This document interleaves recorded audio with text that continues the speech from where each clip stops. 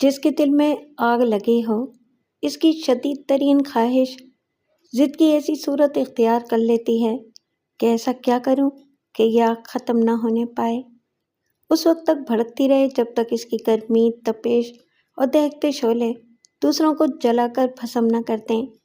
پھولوں، جھرنوں اور فطرت کی خوبصورتیوں کے قالب میں ڈھلی ایک نازک اندام دوشیزہ کے بدلتے روز و شب، طاقت و دولت کے ناقابل تسخیر گلوں کو مسمار کر دینے والی ایک پر انتقام کہانی۔ السلام علیکم لسنرز، آئیے ایچ اقبال کی ایک نئی کرائم سسپینس تھرل سے بھرپور کہانی سنتے ہیں جس کا عنوان ہے شرر پار۔ تو آئیے کہانی کا آغاز کرتے ہیں۔ نازیہ اس وقت اس طرح ڈرائیونگ کر رہی تھی جیسے اس پر جنون طاری ہو، چہرے سے بھی غصے کی علامات ظاہر ہو رہی تھیں۔ ذرا ہی پہلے اس نے ایک ایسی صورتحال کا سامنا کیا تھا کہ اس جیسے مزاج کی لڑکی اسے فراموش کر ہی نہیں سکتی تھی۔ اس کی چمکتی قیمتی کار کا رخ علاقے کے ایس پی چودھری رحمان کے دفتر کی جانب تھا۔ چودھری رحمان کو وہ 2-3 سال سے جانتی تھی۔ وہ اکثر اس کے مرحوم والد سے ملنے گھر آیا کرتے تھے۔ وہ اس کے باپ کا دوست تھا، اسی لیے وہ اس وقت چودھری رحمان سے ملنے کا ارادہ کر بیٹھی تھی۔ ٹریفک کے باوجود وہ اتنی تیز رفتاری سے کار چلا رہی تھی کہ کوئی حادثہ بھی پیش آ سکتا تھا، لیکن اپنی ذہنی حالت کے پیش نظر اسے کسی بات کا خیال نہیں تھا۔ آخر اس کی کار اس پولیس اسٹیشن کے احاطے میں داخل ہوئی۔ احاطے میں موجود کئی کاروں کے قریب اس نے اپنی کار ایک جھٹکے کے ساتھ روکی۔ احاطے میں کچھ عام لوگوں کے علاوہ کچھ کانسٹیبل بھی نظر آئے تھے جنہوں نے آندھی طوفان کی طرح آنے والی کار کی طرف چونک کر دیکھا۔ انہی میں سے 2 کانسٹیبل تیزی سے اس کی کار کی طرف آئے۔ وہ نازیہ کی تیز رفتاری کے سبب کچھ غضبناک ہو گئے تھے۔ جب وہ کار کے قریب پہنچے تو نازیہ کار سے اتر چکی تھی۔ وہ جینز پہنے ہوئے تھی۔ سردیاں شروع ہو چکی تھی، اس لیے اس کے اوپری جسم پر چرمی جیکٹ بھی تھی۔ پیروں میں اونچی ایڑی کے سینڈل، شانے سے ایک چھوٹا سا وینٹی بیگ لٹکا ہوا تھا۔ اس کی یہ وضاحت ظاہر کر رہی تھی کہ اس کا تعلق کسی متمول گھرانے سے ہے۔ دونوں کانسٹیبل اس کے انداز و اطوار سے قدرے مرعوب ہو گئے تھے۔ رہی صحیح کسر اس وقت پوری ہو گئی جب نازیہ ان سے پوچھ بیٹھی، رحمان صاحب کا دفتر کس طرف ہے؟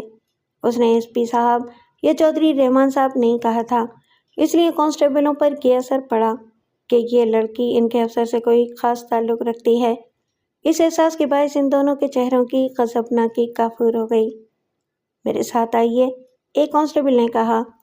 نازیہ سر ہلاتے ہوئے اس جانب بڑھ گئی جہاں کانسٹیبل نے رخ کیا تھا۔ صاحب کو شاید آپ پہلے سے جانتی ہیں۔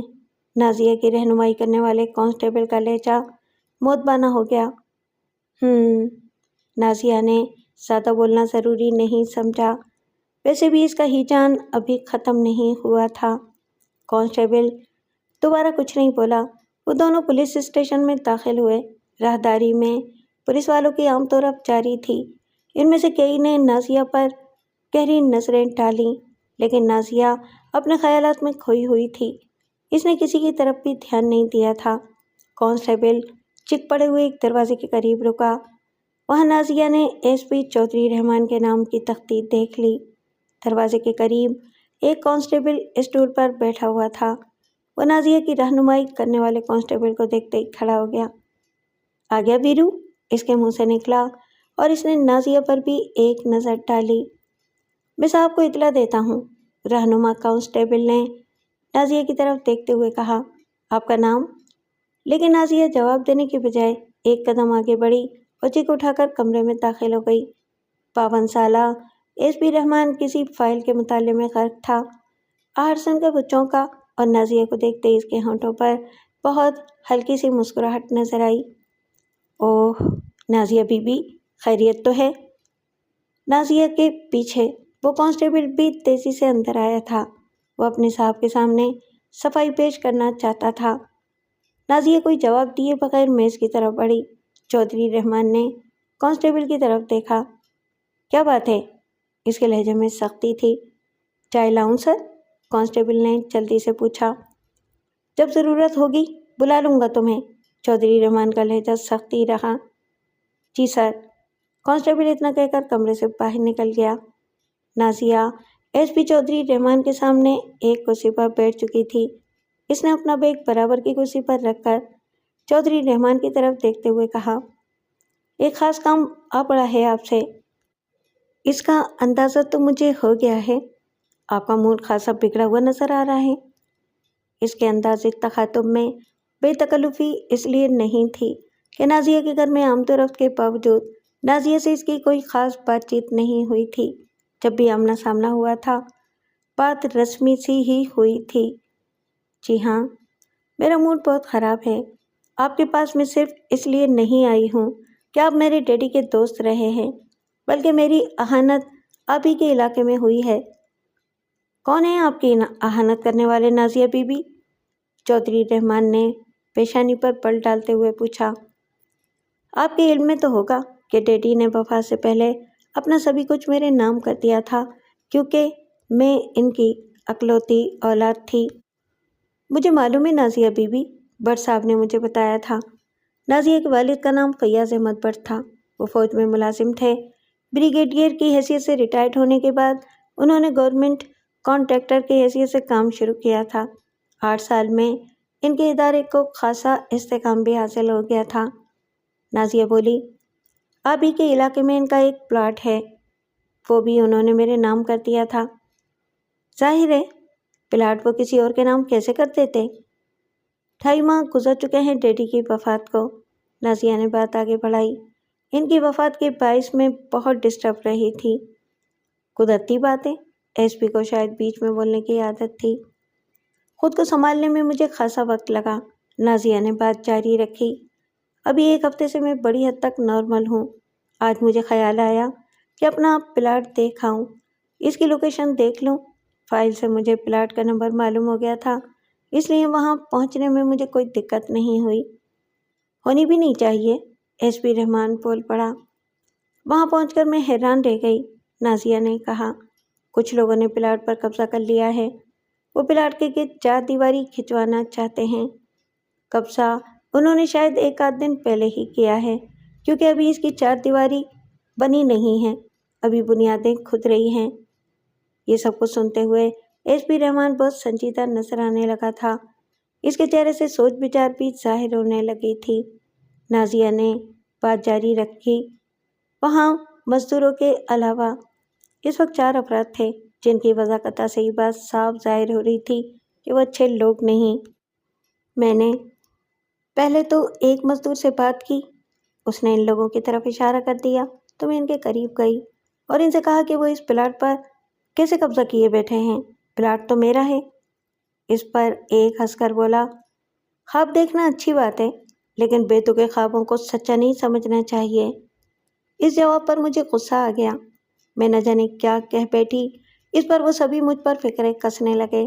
ऐसे जुमले थे इनके जो कोई शरीफ आदमी किसी औरत या लड़की से नहीं कह सकता। मुझे शदीद गुस्सा आ गया। आखिर एक फौजी की बेटी हूँ मैं। मेरी रगों में दौड़ता हुआ खून एक फौजी का है। रिवॉल्वर भी रखती हूँ मैं अपने पास। जी चाहा कि इन पर गोलियां बरसा दूँ, लेकिन मैंने किसी न किसी तरह खुद को इस संगीन इक़दाम से बाज रखा। इस दौरान में एसपी रहमान सोचों में डूबा हुआ नजर आ रहा था। वो बीच में एक आध फिक्रा भी नहीं बोला था। नाजिया ने एक लंबी सांस लेकर दोबारा बोलना शुरू किया। उन्होंने बड़े दबंग अल्फाज में कहा था कि वो इनका प्लॉट है और आइंदा मैं इधर का रुख भी ना करूं। उन्होंने धमकी भी दी थी कि अगर मैंने इनकी बातों पर कान नहीं धरा तो मुझे पछताना पड़ेगा। एसपी रहमान मुतफक्किराना अंदाज में सर हिला रहा था। नादिया फिर बोली, अब आप मुझे बताइए कि आप इस सिलसिले में मेरी क्या मदद कर सकते हैं। मामला आप ही के इलाके का है। वो लोग हैं कौन? एसपी रहमान ने खासी देर बाद ज़बान खोली। मुझे तो वो शौदे ही लगे हैं, मगर वहाँ उन्होंने एक सियासी पार्टी का परचम लगा रखा है। मैं काफ़ी अरसे से अखबारात में इस किस्म की खबरें भी पढ़ रही हूँ कि बाद सियासी पार्टियाँ ऐसे काम कर रही हैं। मैं इन खबरों की रोशनी में यकीन से नहीं कह सकती कि वो किसी सियासी पार्टी के लोग हैं या किसी माफिया के गुंडे। एसपी سوچ میں ڈوبا بیٹھا رہا۔ آپ کوئی جواب کیوں نہیں دے رہے ہیں انکل؟ نازیہ جھنجھلا سی گئی۔ آپ میری کوئی مدد کر سکتے ہیں یا نہیں؟ میں سوچ رہا ہوں نازیہ بی بی، دراصل اسی قسم کے حالات کی وجہ سے شہر کی حالت بہت خراب ہو گئی ہے اور اس مرتبہ نازیہ نے اس کی بات کاٹی۔ وہ تو 1 سال سے میں بھی دیکھ رہی ہوں۔ ایسا معلوم ہونے لگا ہے جیسے ان لینڈ مافیا کے سامنے پولیس بے بس ہو گئی ہے۔ ٹارگٹ کلنگ پر بھی پولیس قابو نہیں پا سکی ہے۔ آپ صرف 1 سال سے دیکھ رہی ہیں، حالات تو برسوں سے بگڑتے چلے آ رہے ہیں۔ یہ حقیقت تھی کہ وہ سب کچھ 1 سال سے ہی نازیہ کی نظروں کے سامنے تھا۔ 1 سال پہلے تو وہ لندن میں زیر تعلیم تھی۔ والد کی سنگین بیماری کی وجہ سے تعلیم ادھوری چھوڑ کر آئی تھی اور ابھی تک اسے واپس جانے کا موقع نہیں ملا تھا، لیکن وہ یہاں کے حالات سے بے خبر بھی نہیں رہی تھی۔ والد سے اس کا رابطہ رہتا تھا اور ٹی وی چینلز کی وجہ سے بھی اسے آگاہی حاصل ہوتی رہتی تھی۔ حالات برسوں سے بگڑتے چلے آ رہے ہیں، نازیہ نے کسی قدر تلخی سے کہا، اور پولیس تماشا دیکھتی رہی ہے۔ آپ تو خیر لندن میں بیٹھی رہی ہیں، لیکن یہاں کے لوگ بھی نہیں جانتے کہ ان حالات کے پس منظر میں کیا کچھ ہے۔ خیر چھوڑیں، میں آپ کے معاملے میں معلومات حاصل کرتا ہوں۔ آپ کا پلاٹ کہاں ہے؟ نازیہ نے وضاحت سے جواب دے دیا۔ آپ بیٹھیں، ایس پی نے کھڑے ہوتے ہوئے کہا، میں ابھی معلومات حاصل کر کے آتا ہوں۔ اس نے اپنا موبائل اٹھایا اور دروازے کی طرف بڑھ گیا۔ نازیہ کو یہ بات عجیب سی لگی۔ کئی ٹیلی فون تو کمرے ہی میں موجود تھے، لیکن ایس پی موبائل پر معلومات حاصل کرنے کے لیے کمرے سے باہر چلا گیا تھا۔ شاید غلطی ہوئی ہے یہاں آ کر، نازیہ سوچنے لگی۔ ایس پی کو اپنے ہی علاقے کے حالات کی خبر نہیں تھی۔ نازیہ کی رہنمائی کرنے والا اندر آیا۔ وہ چائے کی ٹرے سنبھالے ہوئے تھا۔ اس کی ہدایت اسے ایس پی ہی سے ملی ہوگی۔ اس نے خود چائے بنا کر پیالی نازیہ کے سامنے رکھی، ساتھ میں کچھ بسکٹ وغیرہ بھی تھے۔ نازیہ اتنی دیر میں درد سر کا شکار ہو گئی تھی۔ اس نے بسکٹ وغیرہ کی طرف دھیان دیے بغیر چائے کی پیالی اٹھا لی۔ وہ چائے پی چکی تھی جب ایس پی رحمان واپس آیا۔ وہ اب بھی متفکر نظر آ رہا تھا۔ نازیہ سوالیہ نظروں سے اس کی طرف دیکھنے لگی۔ معاملہ خاصا گمبھیر ہے، ایس پی نے اپنی کرسی پر بیٹھتے ہوئے کہا۔ اپنا موبائل نمبر مجھے دے دیں، میں کل تک کچھ بتاؤں گا آپ کو۔ فوری طور پر تو کوئی ایکشن لینا میرے لیے مشکل ہوگا۔ نازیہ کو غصہ آ گیا، لیکن اس نے فوری طور پر کچھ کہے بغیر میز سے ہی ایک سلپ اٹھا کر اس پر اپنا موبائل نمبر لکھا اور سلپ ایس پی کی طرف بڑھانے کے بعد بولی، خوشی ہوئی آپ کا جواب سن کر۔ اس کے لہجے میں طنز تھا۔ آپ اس علاقے کے ایس پی ہیں، غنڈہ گردی آپ ہی کے علاقے میں ہو رہی ہے اور آپ فوری طور پر کوئی ایکشن نہیں لے سکتے؟ میں نے بتایا تھا آپ کو کہ یہاں کے حالات کا آپ کو صحیح طور پر علم نہیں ہے۔ آپ کو ہے؟ مجھے تو یقیناً ہے، لیکن میں نہایت معذرت کے ساتھ عرض کروں گا کہ اس بارے میں کسی کے سامنے بھی زبان نہیں کھول سکتا۔ مجھے اپنی ملازمت سے تو ہاتھ دھونے ہی پڑیں گے، لیکن کوئی اور نقصان بھی پہنچ سکتا ہے۔ اس کا مطلب تو یہ ہوا کہ یہاں عوام کی داد رسی کے لیے کوئی نہیں ہے، نازیہ نے تلخ لہجے میں کہا۔ ایس پی نے اس بات کے جواب میں کچھ کہنے کے بجائے پہلے تو ایک ٹھنڈی سانس لی اور پھر بولا، میں کہہ چکا ہوں نا نازیہ بی بی کہ میں اس معاملے میں کل تک کچھ بتا سکوں گا آپ کو۔ نازیہ اپنا بیگ اٹھا کے ایک جھٹکے سے کھڑی ہو گئی۔ میں آپ کے فون کا انتظار کروں گی، اس نے کہا اور مڑ کر تیزی سے دروازے کی طرف بڑھ گئی۔ واپسی پر اس کی ڈرائیونگ کا انداز پہلے سے بھی زیادہ جنونی تھا۔ نازیہ 3 سال پہلے انگلینڈ گئی تھی۔ اس کے والد ہی نے اسے اعلیٰ تعلیم حاصل کرنے کے لیے بھیجا تھا، لیکن وہ وہاں صرف سال بھر ہی رہ سکی۔ اسے اپنے والد کی بیماری کی خبریں ملنے لگیں جو اس کے ذہنی انتشار کا سبب بنی۔ پھر جب اسے علم ہوا کہ اس کے والد کو کینسر ہو گیا ہے تو وہ شدید جذباتی کیفیت میں انگلینڈ سے واپس آ گئی تھی۔ ڈاکٹرز کا خیال تھا کہ اس کے والد 6-7 ماہ سے زیادہ زندہ نہیں رہ سکیں گے، لیکن وہ 2 سال زندہ رہے تھے۔ 2 سال بعد نازیہ تنہا رہ گئی۔ کچھ دور یا قریب کے عزیز تھے تو صحیح، لیکن ان سبھی سے نازیہ کے والد کے تعلقات کبھی اچھے نہیں رہے تھے، اسی لیے میل جول بھی برائے نامی سا رہا تھا۔ خود نازیہ نے بھی اپنے زمانہ تدریس میں اپنے حلقہ احباب کو زیادہ نہیں پڑھایا تھا، اور جو تھوڑے بہت احباب تھے بھی تو نازیہ کا زیادہ تعلق صرف رخشی اور ثاقب سے رہا تھا۔ وہ دونوں نازیہ ہی کے طبقے سے تعلق رکھتے تھے لیکن صرف مالی اعتبار سے۔ ان دونوں ہی کے سرپرست ملازمت پیشہ کبھی نہیں رہے تھے۔ ان کا تعلق بزنس کمیونٹی سے تھا، جسے نازیہ کے والد کا تعلق ریٹائرمنٹ کے بعد بنا تھا۔ نازیہ سے ثاقب کے جذبات کا معاملہ دوستی سے کچھ آگے بڑھا ہوا تھا۔ اسے نازیہ پسند تھی، وہ اسے شادی کرنا چاہتا تھا، لیکن اس کے جذبات میں شدت بھی نہیں تھی۔ وہ ایک کاروباری شخص کا بیٹا تھا جو کچھ عرصے سے ایک سیاسی پارٹی میں بھی شامل ہو گئے تھے۔ بس ایک اچھے دوست بنے رہو، نازیہ نے اسے صاف صاف کہہ دیا تھا۔ رخشی پر اس نے اپنے ان خیالات کا اظہار کیا تھا کہ اس معاشرے میں کوئی لڑکی شادی کیے بغیر زندگی گزار ہی نہیں سکتی، اس لیے تو شادی تو وہ بھی کرے گی، لیکن فی الحال اس معاملے میں سنجیدہ نہیں۔ باپ کی بیماری کے دنوں میں نازیہ کا سارا وقت گھر پر ہی گزرا۔ کبھی کبھی وہ اپنے احباب کو بلا لیا کرتی تھی اور کچھ دوست اس کے والد کی مزاج پرسی کے لیے آ جایا کرتے تھے۔ سادہ آمد و رفت رخشی اور ثاقب ہی کی رہتی تھی۔ وہ دونوں اسے روزانہ فون بھی کرتے رہتے تھے۔ اس روز بھی ثاقب کا فون آیا جب نازیہ ایس پی صاحب سے ملنے کے بعد پولیس اسٹیشن سے اپنے گھر پہنچی۔ میں نے اس لیے فون کیا کہ آ رہا ہوں تمہاری طرف، ثاقب نے فون پر کہا۔ آج تو میری طبیعت بہت ڈل ہے ثاقب، کل کسی وقت آ جانا۔ طبیعت ڈل ہے تو پھر تو مجھے آنا ہی چاہیے۔ رخشی کو بھی فون کر دوں یا میں کر دیتا ہوں، وہ بھی آ جائے گی، گپ شپ میں دل بہل جائے گا تمہارا۔ نہیں ثاقب پلیز، میں آج بس آرام کرنا چاہتی ہوں۔ ویسے رخشی تو اپنے کسی عزیز کی شادی میں مصروف ہے، اس نے مجھے فون پر بتایا تھا کہ وہ کل شام تک مصروف رہے گی۔ اچھا تو میں کل 11-12 بجے کے قریب آؤں گا۔ ٹھیک ہے، نازیہ نے جواب دے کر رابطہ منقطع کر دیا۔ حقیقتاً اس کی طبیعت ڈل نہیں تھی، اس کے رگوں پہ میں صرف غصہ بھرا ہوا تھا، اور وہ سوچنا چاہتی تھی کہ ان حالات میں اسے کیا قدم اٹھانا چاہیے۔ اگرچہ چودھری رحمان نے دوسرے دن فون کرنے کا وعدہ کیا تھا، لیکن نازیہ کو اس سے زیادہ توقع نہیں تھی۔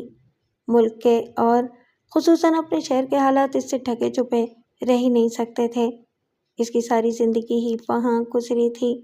صرف 1 سال کا عرصہ انگلینڈ میں گزرا تھا، لیکن وہاں بھی وہ الیکٹرانک میڈیا کے ذریعے اپنے شہر اور ملک کے حالات سے باخبر رہی تھی۔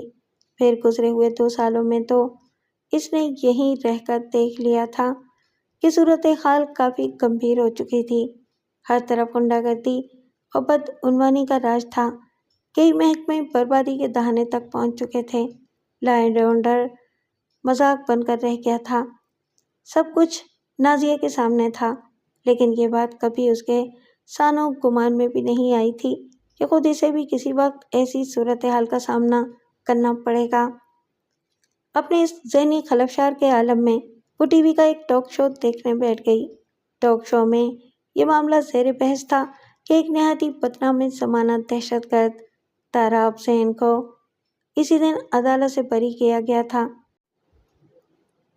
ٹاک شو میں بحث چل رہی تھی کہ یہ بریت کیوں ہوئی اور اس کا ذمہ دار کون ہے، جبکہ داراب پولیس کو یہ بیان دے چکا تھا کہ اس پر لگائے جانے والے الزامات درست ہیں۔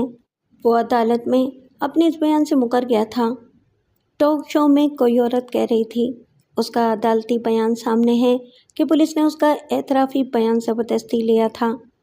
اس کے خلاف کوئی گواہی بھی نہیں تھی۔ پولیس جب اتنے کمزور کیس بنائے گی تو پھر عدالت کر بھی کہہ سکتی ہے۔ جواب میں کسی نے پولیس کی طرفداری کرتے ہوئے کوئی جواز پیش کیا جو پروگرام میں شامل باقی افراد کے لیے قابل قبول نہیں تھا۔ نتیجہ یہ ہوا کہ سبھی زور زور سے بولنے لگے۔ اتنی چیخ پکار ہوئی کہ کسی کا موقف بھی سننے والے کی سمجھ میں نہیں آ سکتا تھا۔ نازیہ نے ٹی وی بند کر دیا، لیکن اس وجہ سے نہیں کہ کوئی بات سمجھ میں ہی نہیں آ رہی تھی۔ اگر کچھ سمجھ میں آ رہا ہوتا تو بھی کوئی فرق نہیں پڑتا۔ اس پروگرام سے نازیہ کو دلچسپی ہی نہیں رہ گئی تھی۔ اس کے دماغ میں تارا افزین کا نام گونجنے لگا اور اس گونج کے ساتھ کچھ خیالات بھی کل بلانے لگے۔ رات کا کھانا بھی نازیہ ٹھیک سے نہیں کھا سکی اور ذہن میں خیالات کا جو تانتا بن گیا تھا، اس کی وجہ سے اسے نیند بھی کافی رات گزرنے کے بعد آ سکی۔ وہ 10:30 بجے اٹھ سکی۔ ناشتہ کرنے کے بعد وہ اخبار لے کر بیٹھی۔ اسے داراب زین سے متعلق خبر کی تلاش تھی۔ جلدی اسے مطلوبہ خبر مل گئی۔ نازیہ نے وہ بڑی توجہ سے پڑھی اور پھر اس کا منہ بن گیا۔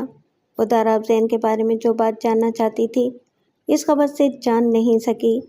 اس نے بیزاری سے اخبار ایک طرف پھینک دیا۔ اسی وقت ایک ملازم نے ثاقب کے آنے کی اطلاع دی۔ ڈرائنگ روم میں نازیہ نے ثاقب سے ملاقات کی۔ اب کیسی طبیعت ہے؟ ثاقب نے پوچھا۔ جیسی کل تھی، نازیہ نے سنجیدگی سے جواب دیا۔ ثاقب کچھ حیرت سے بولا، تم ڈل تو نظر نہیں آ رہی ہو، کل بھی نہیں تھی، مگر مجھ سے تم نے جھوٹ بولا تھا میں نے۔ نازیہ نے اس کی بات کاٹتے ہوئے کہا، کل میری جو کیفیت تھی وہ اس وقت بھی ہے۔ غصہ میری رگوں میں خون کی طرح دوڑ رہا ہے۔ ایسی کیا بات ہو گئی؟ ثاقب کی حیرت میں اضافہ ہوا۔ نازیہ چند لمحے کچھ سوچتی رہی، پھر اس نے وہ سب کچھ بیان کر ڈالا جو اس کے غصے کا سبب تھا۔ ساری بات مکمل کرنے کے بعد وہ بولی، یہ سب کچھ میں نے تمہیں اس لیے بتایا ہے کہ تم میری کچھ مدد کر سکو۔ کوئی اچھا وکیل تلاش کرنا ہے؟ نہیں، نازیہ نے فوراً جواب دیا، مجھے عدالت کا دروازہ نہیں کھٹکھٹانا۔ پھر کیا چاہتی ہو؟ اس کے علاوہ کیا بھی کیا جا سکتا ہے؟ قانونی کارروائی سے کوئی فائدہ نہیں ہوگا۔ زمینوں پر قبضہ کرنے والے ان لوگوں کے سرپرست بڑے سربراہ لوگ ہوں گے۔ ہمارے معاشرے سے اب تعاون اٹھنے لگا ہے ثاقب۔ اونچی اونچی کرسیوں پر بیٹھنے والوں کی ذہنیت اب مجرمانہ بن چکی ہے۔ قانون کو وہ اپنی جیب میں ڈالے پھرتے ہیں۔ پھر تم کیا چاہتی ہو؟ آج کا اخبار پڑھا تم نے؟ سرسری سی نظر ڈالی تھی۔ رات کو ٹی وی چینلز کے اتنے شوز دیکھ لیتا ہوں کہ حالات سے بڑی حد تک آگاہی ہو جاتی ہے۔ تو پھر ٹاک شو سے ہی تمہیں معلوم ہو گیا ہوگا کہ عدالت نے کل ایک نامور دہشت گرد کو بری کیا ہے۔ تمہارا اشارہ داراب زین کی طرف تو نہیں؟ اسی کی بات کر رہی ہوں۔ تمہیں اپنے معاملے سے دلچسپی ہے یا دہشت گردوں سے؟ اپنے ہی معاملے کی وجہ سے مجھے داراب زین کا خیال آیا ہے۔ وہ کیوں؟ ثاقب کے چہرے پر پھر حیرت کا تاثر ابھرا۔ یہ لوگ پیسے کے حصول ہی کے لیے دہشت گرد بنتے ہیں نا؟ پیسے کے لیے بھی بنتے ہیں، کچھ اور مقاصد بھی ہوتے ہیں ان کے، لیکن کسی بڑی رقم کے عوض یہ کسی کے لیے بھی کوئی بھی کام کر سکتے ہیں، کم از کم مجھے اس کا یقین ہے۔ تم چاہتی کیا ہو نازیہ؟ ثاقب کے لہجے میں الجھن تھی۔ تمہیں علم ہے کہ میرا وہ پلاٹ جس علاقے میں ہے وہاں کی زمین بہت مہنگی ہو چکی ہے۔ پلاٹ 2000 گز کا ہے۔ میرا خیال ہے کہ تم اس کی قیمت کا بھی اندازہ لگا سکتے ہو۔ اب میں اس پلاٹ کی قیمت سے زیادہ رقم خرچ کرنے کے لیے بھی تیار ہوں، اگر اس گروپ کو تگنی کا ناچ نچایا جا سکے، جس کے آدمیوں نے مجھ پر کئی گندے فکرے بھی کسے تھے۔ ثاقب نہایت تشویش سے نازیہ کی طرف دیکھنے لگا۔ اب بتاؤ، نازیہ پھر بولی، تم کسی طرح داراب زین کا پتہ لگا سکتے ہو؟ میں اسے رابطہ کرنا چاہتی ہوں ثاقب۔ وہ جو رقم بھی طلب کرے گا میں دوں گی اسے، اگر وہ میرا یہ کام کر سکے۔ میں سمجھتی ہوں کہ اس کا پتہ لگانا کوئی ناممکن کام نہیں۔ پولیس کے کسی آدمی سے یا کسی اخباری رپورٹر کے ذریعے داراب زین کا ٹھکانہ معلوم کیا جا سکتا ہے۔ اگر ان دونوں ہی اداروں میں تمہارا کوئی شناسہ نہیں ہے تو کسی کو بناؤ، خواہ اس کے لیے بھی رقم خرچ کرنا پڑے۔ ثاقب کی تشویش میں اضافہ ہوا۔ تم قانون اپنے ہاتھ میں لینا چاہتی ہو؟ اب عزت سے زندہ رہنے کی شاید یہی ایک صورت باقی رہ گئی ہے، نازیہ نے بے حد سنجیدگی سے کہا۔ اگر کسی کو شہر میں زندہ رہنا ہے تو اس کے لیے ضروری ہے کہ اپنا قانون وہ خود بنائے۔ تم انتہا پسندانہ سوچ کی طرف جا رہی ہو۔ جا رہی ہوں نہیں، جا چکی ہوں، نازیہ نے مضبوط لہجے میں کہا۔ اگر تم میری خاطر اتنا بھی نہ کر سکے تو پھر میں کوئی اور ذریعہ تلاش کروں گی، یہ میرا اٹل فیصلہ ہے۔ مجھ پر جو گندے فکرے کسے گئے تھے وہ اس وقت بھی میرے دل و دماغ کو سانپ کی طرح ڈس رہے ہیں۔ میں اب اس طرح سوچنے پر مجبور ہو گئی ہوں فوری طور پر تو میں نے قانون ہی کا سہارا لینا چاہا، لیکن ایس پی چودھری رحمان کی باتوں اور اس کے رویے نے مجھے مایوس کر دیا ہے۔ ہو سکتا ہے کہ ایس پی رحمان کا فون آ جائے، تمہیں اس کا انتظار کرنا چاہیے۔ ہو سکتا ہے کہ وہ کوئی معقول تدبیر کر سکیں۔ نازیہ چند لمحے کچھ سوچتی رہی۔ مجھے یقین ہے کہ اگر اس کا فون آیا بھی تو اس کی باتیں میرے لیے مایوس کن ہی ہوں گی، لیکن میں تمہیں یہ کہنے کا موقع نہیں دینا چاہتی کہ میں نے ایک دوست کا مشورہ نہیں مانا۔ میں شام تک فون کا انتظار کیے لیتی ہوں، لیکن مجھے یقین ہے کہ مجھے چلنا تو اسی راستے پر پڑے گا جس پر چلنے کا میں فیصلہ کر چکی ہوں۔ ثاقب پرتشویش نظروں سے نازیہ کی طرف دیکھتا رہ گیا۔ نازیہ چند لمحے غور سے اس کی طرف دیکھتی رہی اور پھر بولی، مجھے امید ہے کہ تم دوستی نبھاؤ گے، میری خاطر یہ کام ضرور کرو گے۔ پولیس یا اخبار کا کوئی شخص تمہیں دارا افزین کے بارے میں بتا سکتا ہے۔ اگر کسی سے تمہاری کوئی واقفیت نہ بھی ہو تو بھی کوئی مسئلہ نہیں، واقفیت پیدا کرنا کوئی ناممکن کام نہیں۔ نازیہ، ثاقب نے سنجیدگی سے کہا، میں تمہیں اس خطرناک راستے پر چلنے نہیں دوں گا۔ نازیہ کا منہ بن گیا۔ دوست، مشورہ تو دے سکتے ہیں لیکن حکم نہیں چلا سکتے۔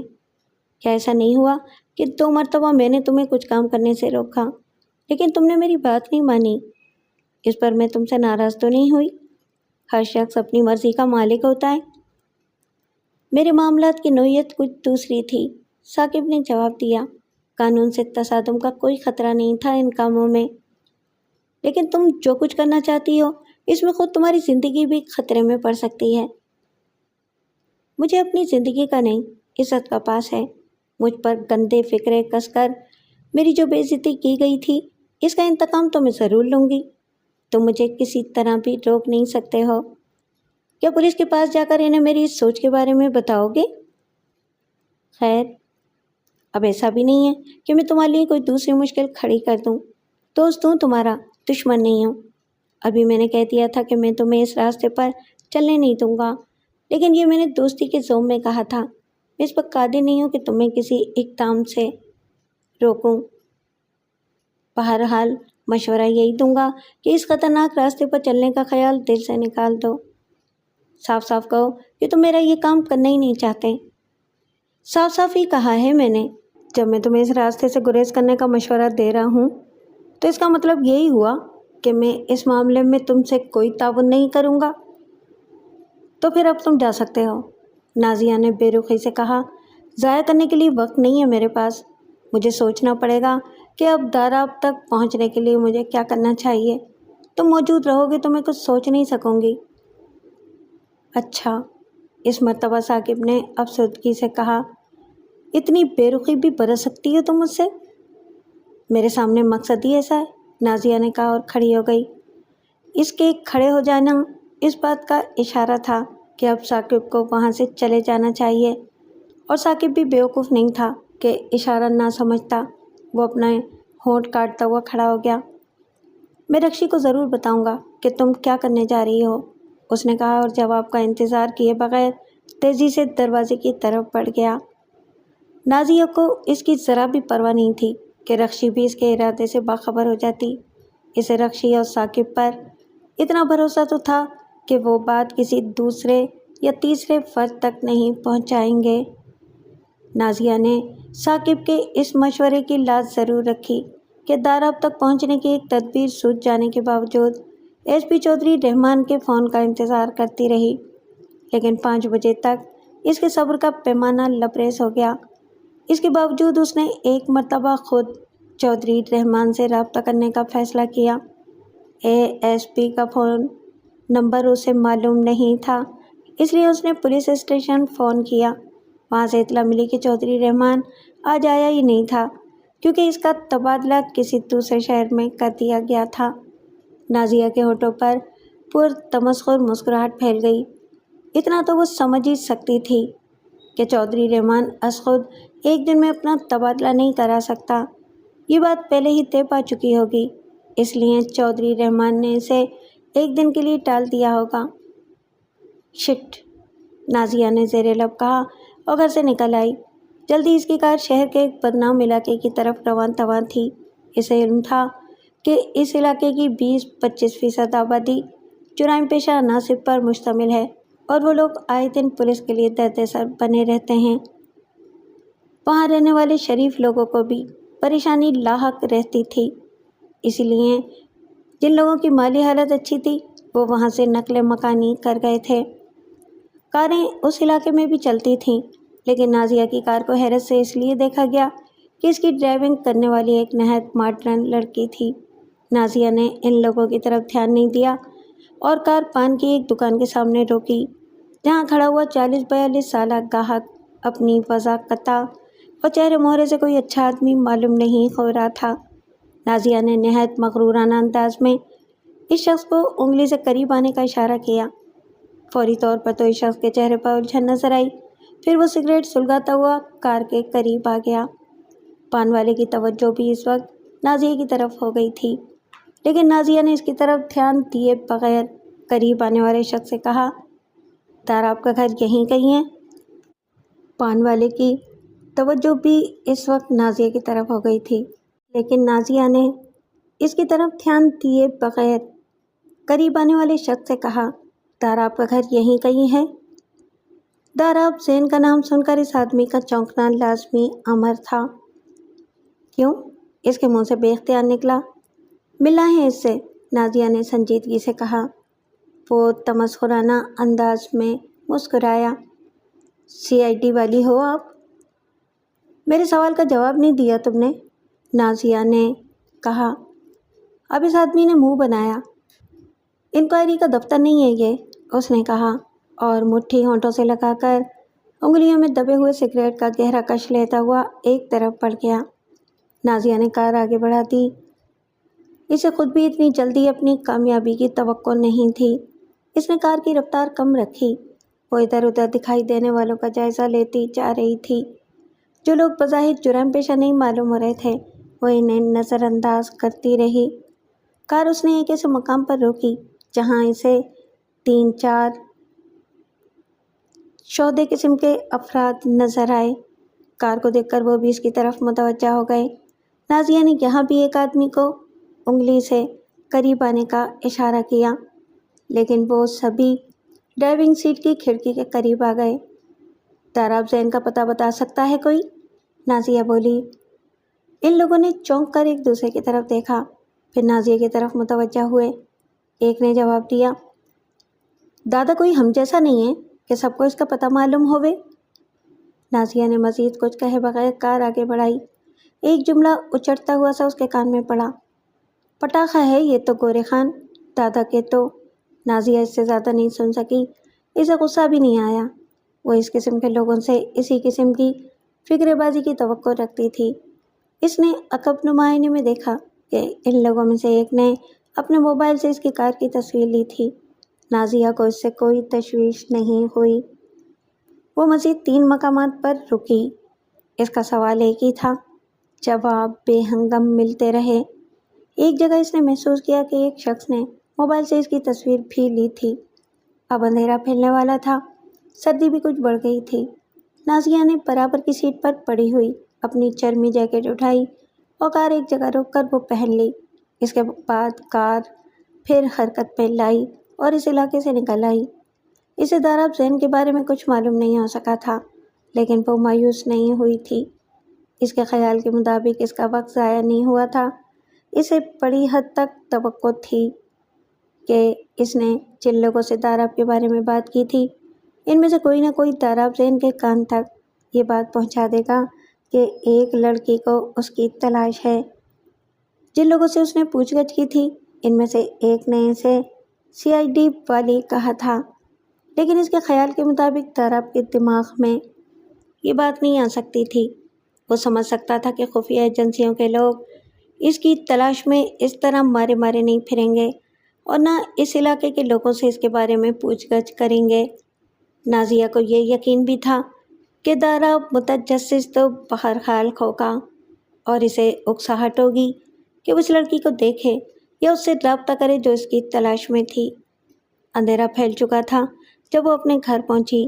کمرے میں پہنچ کر اس نے ہیٹر آن کیا اور جیکٹ اتار کر ایک طرف ڈال دی، پھر پشت کی طرف جینز میں اور ساہوار ریوالور نکال کر بستر کی سائڈ ٹیبل میں ڈال دیا۔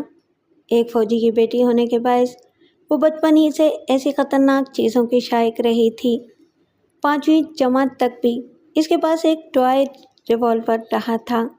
جوان ہونے کے بعد اس نے باپ سے ضد کر کے اصلی ریوالور بھی خرید لیا تھا اور اس کا لائسنس اس نے پہلے ہی لے لیا تھا۔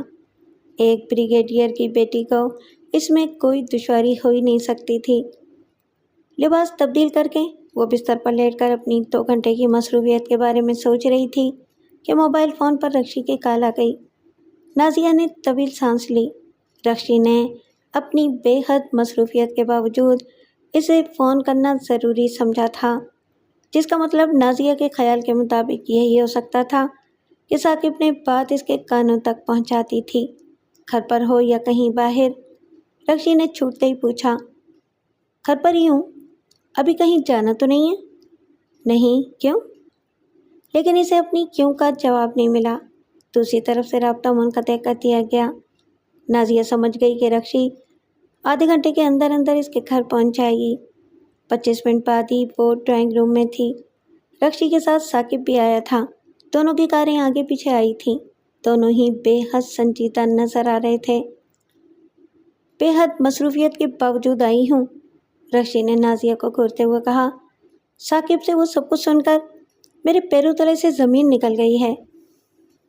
لیکن میرے سر پر آسمان بھی ہے اور پیروں تلے زمین بھی ہے، نازیہ نے سنجیدگی سے کہا، پھر ثاقب کی طرف دیکھتے ہوئے ناخوشگوار لہجے میں بولی، اتنی جلدی کیوں تھی تمہیں؟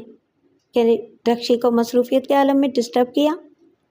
ثاقب کے بجائے رکشی بول پڑی، اچھا کیا ہے ثاقب نے جلدی کر کے، تم نہ جانے کب کیا قدم اٹھا بیٹھو۔ وہ تو مجھے اٹھانا ہی ہے، بلکہ ایک حد تک اٹھا بھی چکی ہوں۔ مجھے بڑی حد تک یقین ہے کہ اب داراب سے رابطہ ہونے میں زیادہ وقت نہیں لگے گا۔ تم خطرناک لوگوں سے بھیڑنے جا رہی ہو نازیہ، اس معاملے میں تم خود بھی خطرے میں پڑ سکتی ہو۔ یہ ثاقب نے بھی کہا تھا، نازیہ بے پرواہی سے بولی۔ تم ہمیشہ ہی سے ضدی رہی ہو، رکشی کچھ غصے سے بولی، اپنے دوستوں کا بھی خیال نہیں رکھتی ہو۔ مجھے اپنی عزت سب سے زیادہ عزیز ہے، نازیہ نے سنجیدگی سے کہا، اور اب اس شہر کے حالات ایسے ہو گئے ہیں کہ ہر شریف شخص کو قانون اپنے ہاتھ میں لینا ہوگا۔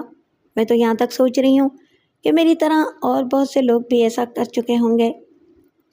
انتقامی جذبہ بھی تم میں ہمیشہ رہا ہے۔ اچھا ہوگا رکشی کہ اب تم چاہو مصروفیت سے فارغ ہونے کے بعد اطمینان سے مل لینا مجھ سے۔ اس بات کے باوجود رکشی نے آدھے گھنٹے تک بک بک چھک چھک کی۔ نازیہ کے خیال کے مطابق وہ بک بک چھک چھکی تھی جس کا کوئی مثبت نتیجہ نکل ہی نہیں سکتا تھا۔ اس نے جو کچھ ٹھان لی تھی اس پر کوئی مشورہ اثر انداز نہیں ہو سکتا تھا۔ وہ تھی منتقم مزاج اور ضدی، جس کا رکشی نے اظہار بھی کیا تھا۔ آدھے گھنٹے بعد جب وہ دونوں رخصت ہوئے تو ان کے چہروں سے فکر مندی عیاں تھی۔ اگرچہ رکشی کے ساتھ ثاقب بھی آیا تھا، لیکن اس دوران میں اس کے منہ سے ایک لفظ نہیں نکلا تھا۔ ذہنی انتشار کے باعث کھانے پینے کو بھی نازیہ کا دل نہیں چاہ رہا تھا، لیکن رات کے کھانے پر اس نے اپنے ساتھ زبردستی کی اور اپنی خوراک کے مطابق ہی کھایا۔ اسے یہ خیال آ گیا تھا کہ ان حالات میں اسے اپنی جسمانی طاقت بحال ہی رکھنی چاہیے۔ اس رات بھی اسے دیر تک نیند نہیں آئی اور مسلسل سوچ بچار کے باعث آدھی رات کے بعد اس کے سر میں درد ہو گیا۔ اس نے چائے بنانے کے لیے اپنے کمرے سے نکل کر کچن کا رخ کیا۔ یہ اس کی عادت تھی کہ جب ملازمین سو چکے ہوتے تو وہ بے حد ضروری کام کے بغیر ان میں سے کسی کو نہیں اٹھاتی تھی۔ یہ عادت اسے اپنے باپ سے ورثے میں ملی تھی۔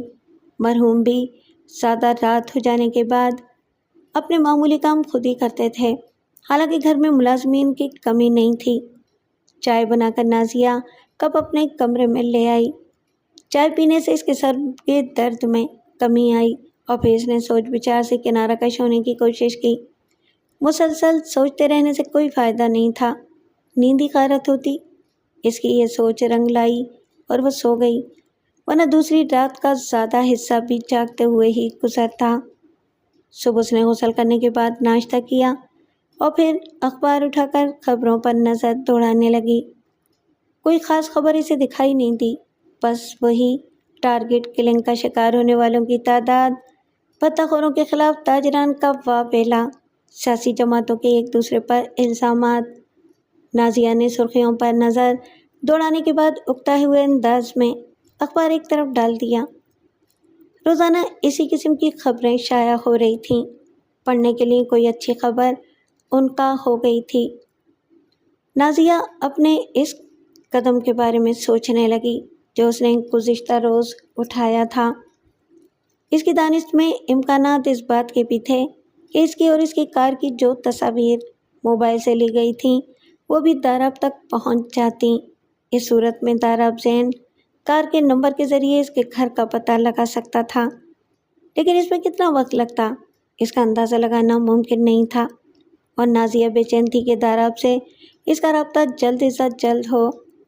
وہ سوچنے لگی کہ اس سلسلے میں وہ مزید کیا کر سکتی ہے۔ مان اس کے دماغ میں عامر کا نام ابھرا۔ 3 سال پہلے جب وہ انگلینڈ نہیں گئی تھی اور یہیں زیر تعلیم تھی تو عامر اس کا کلاس فیلو تھا جو ایک بڑے باپ کا آوارہ مزاج بیٹا تھا۔ بعض لوگوں کے خیال کے مطابق اس نے کئی لڑکیوں کی زندگی برباد کی تھی۔ اس نے نازیہ پر بھی ڈورے ڈالنے کی کوشش کی جس کے باعث نازیہ اس سے سخت برہم رہنے لگی تھی۔ کسی نہ کسی دن میں تمہیں ضرور پالوں گا نازیہ، ایک روز وہ بے باکی سے یہ بھی کہہ بیٹھا۔ جواب میں نازیہ نے اس کے منہ پر تھوک دیا تھا اور آگے بڑھ گئی تھی۔ بعد کے دنوں میں عامر اس سے خونخوار نظروں سے دیکھتا رہا، لیکن زیادہ دن نہیں گزرے تھے کہ نازیہ کو اس کے باپ نے انگلینڈ بھیج دیا۔ انگلینڈ سے واپسی پر 2 سال پہلے اسے رخشی سے معلوم ہوا تھا کہ عامر نے تعلیم ادھوری چھوڑ دی تھی اور زیادہ ہی غلط راستوں پر نکل گیا تھا۔ جرائم پیشہ عناصر سے اس کے تعلقات بہت بڑھ گئے تھے۔ شبہ کیا جا رہا تھا کہ اس نے اسمگلنگ شروع کر دی تھی، مگر کیونکہ وہ ایک بہت بڑے اور بارسوخ باپ کا بیٹا تھا اس لیے پولیس اس پر ہاتھ ڈالنے سے قاصر رہی تھی۔ نازیہ اپنی صورتحال کے باعث اس کا تعاون حاصل کرنے کے بارے میں بھی سوچ سکتی تھی، اور غیر ارادی طور پر اس کے دماغ میں عامر کا نام آیا بھی تھا، لیکن وہ اس سے اپنے ذہن سے جھٹک چکی تھی۔ اسے خوب احساس تھا کہ اگر اس نے پرانی چپکلش بھلا کر عامر سے رابطہ کیا اور اس سے تعاون چاہا تو یہ عامر کے لیے ایک سنہری موقع ہوگا۔ وہ اس سے اپنے تعاون کا وہی معاوضہ طلب کرے گا جس کی خواہش کا اظہار وہ کر بھی چکا تھا۔ نازیہ نے بڑی نفرت سے وہ نام اپنے دماغ سے جھٹک دیا اور گھر سے باہر نکلنے کے لیے تیار ہونے لگی۔ اسے خیال آیا تھا کہ اپنے پلاٹ کی طرف ایک چکر لگا لے اور دیکھے کہ بات کہاں تک پہنچی۔ وہ یہ تو دیکھ چکی تھی کہ وہاں کام بہت تیزی سے کیا جا رہا تھا، اس لیے اس کا خیال تھا کہ شاید اب 4 دیواری کھڑی کرنے کا کام بھی شروع ہو گیا ہو۔ کام شروع ہو چکا ہوتا یا نہ ہوتا اس سے فی الحال نازیہ کے لیے کوئی فرق نہیں پڑ سکتا تھا، لیکن محض تجسس کے باعث وہ گھر سے روانہ ہو گئی۔ معمول کے مطابق وہ جینس میں تھی۔ موسم ابھی سردی تھا اس لیے اس نے جیکٹ بھی پہن لی تھی۔ اس جیکٹ کا فائدہ یہ بھی تھا کہ اگر اسے کسی جگہ کار سے اترنا پڑتا تو کمر پر اس کی جینس میں ارسا ہوا ریوالور کسی کو دکھائی نہیں دیتا۔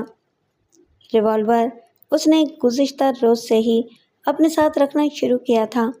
اس نے خود کو جن حالات سے دوچار کر لیا تھا، ان حالات کا تقاضا یہی تھا کہ وہ حفظ متقدم کے طور پر ریوالور اپنے ساتھ رکھے۔ جب اس کی کار اپنے پلاٹ کے پاس سے گزری تو وہاں اسے نہ تو وہ شہدے قسم کے لوگ نظر آئے اور نہ مزدور۔ اس کے خیال میں یہ تو ممکن ہی نہیں تھا کہ کام روک دیا جاتا، لیکن اس کا امکان تھا کہ سردی کی وجہ سے وہ لوگ دیر سے آتے ہوں۔ اس وقت 10 ہی بجے تھے اور ابھی فضا کی ٹھنڈک میں نمایاں کمی نہیں آئی تھی۔ نازیہ آگے چلی گئی۔ اس نے بے خیالی میں ایک ایسا موڑ لیا تھا کہ جلد ہی وہ قبرستان قریب آ گیا جہاں اس کے باپ کی تدفین ہوئی تھی۔ جذباتی ہو کر اس نے کار روک دی اور اسے ایک طرف کھڑا کر کے قبرستان میں گئی۔ اپنے باپ کی قبر پر اس نے افسردگی کے عالم میں 1 گھنٹہ گزار دیا۔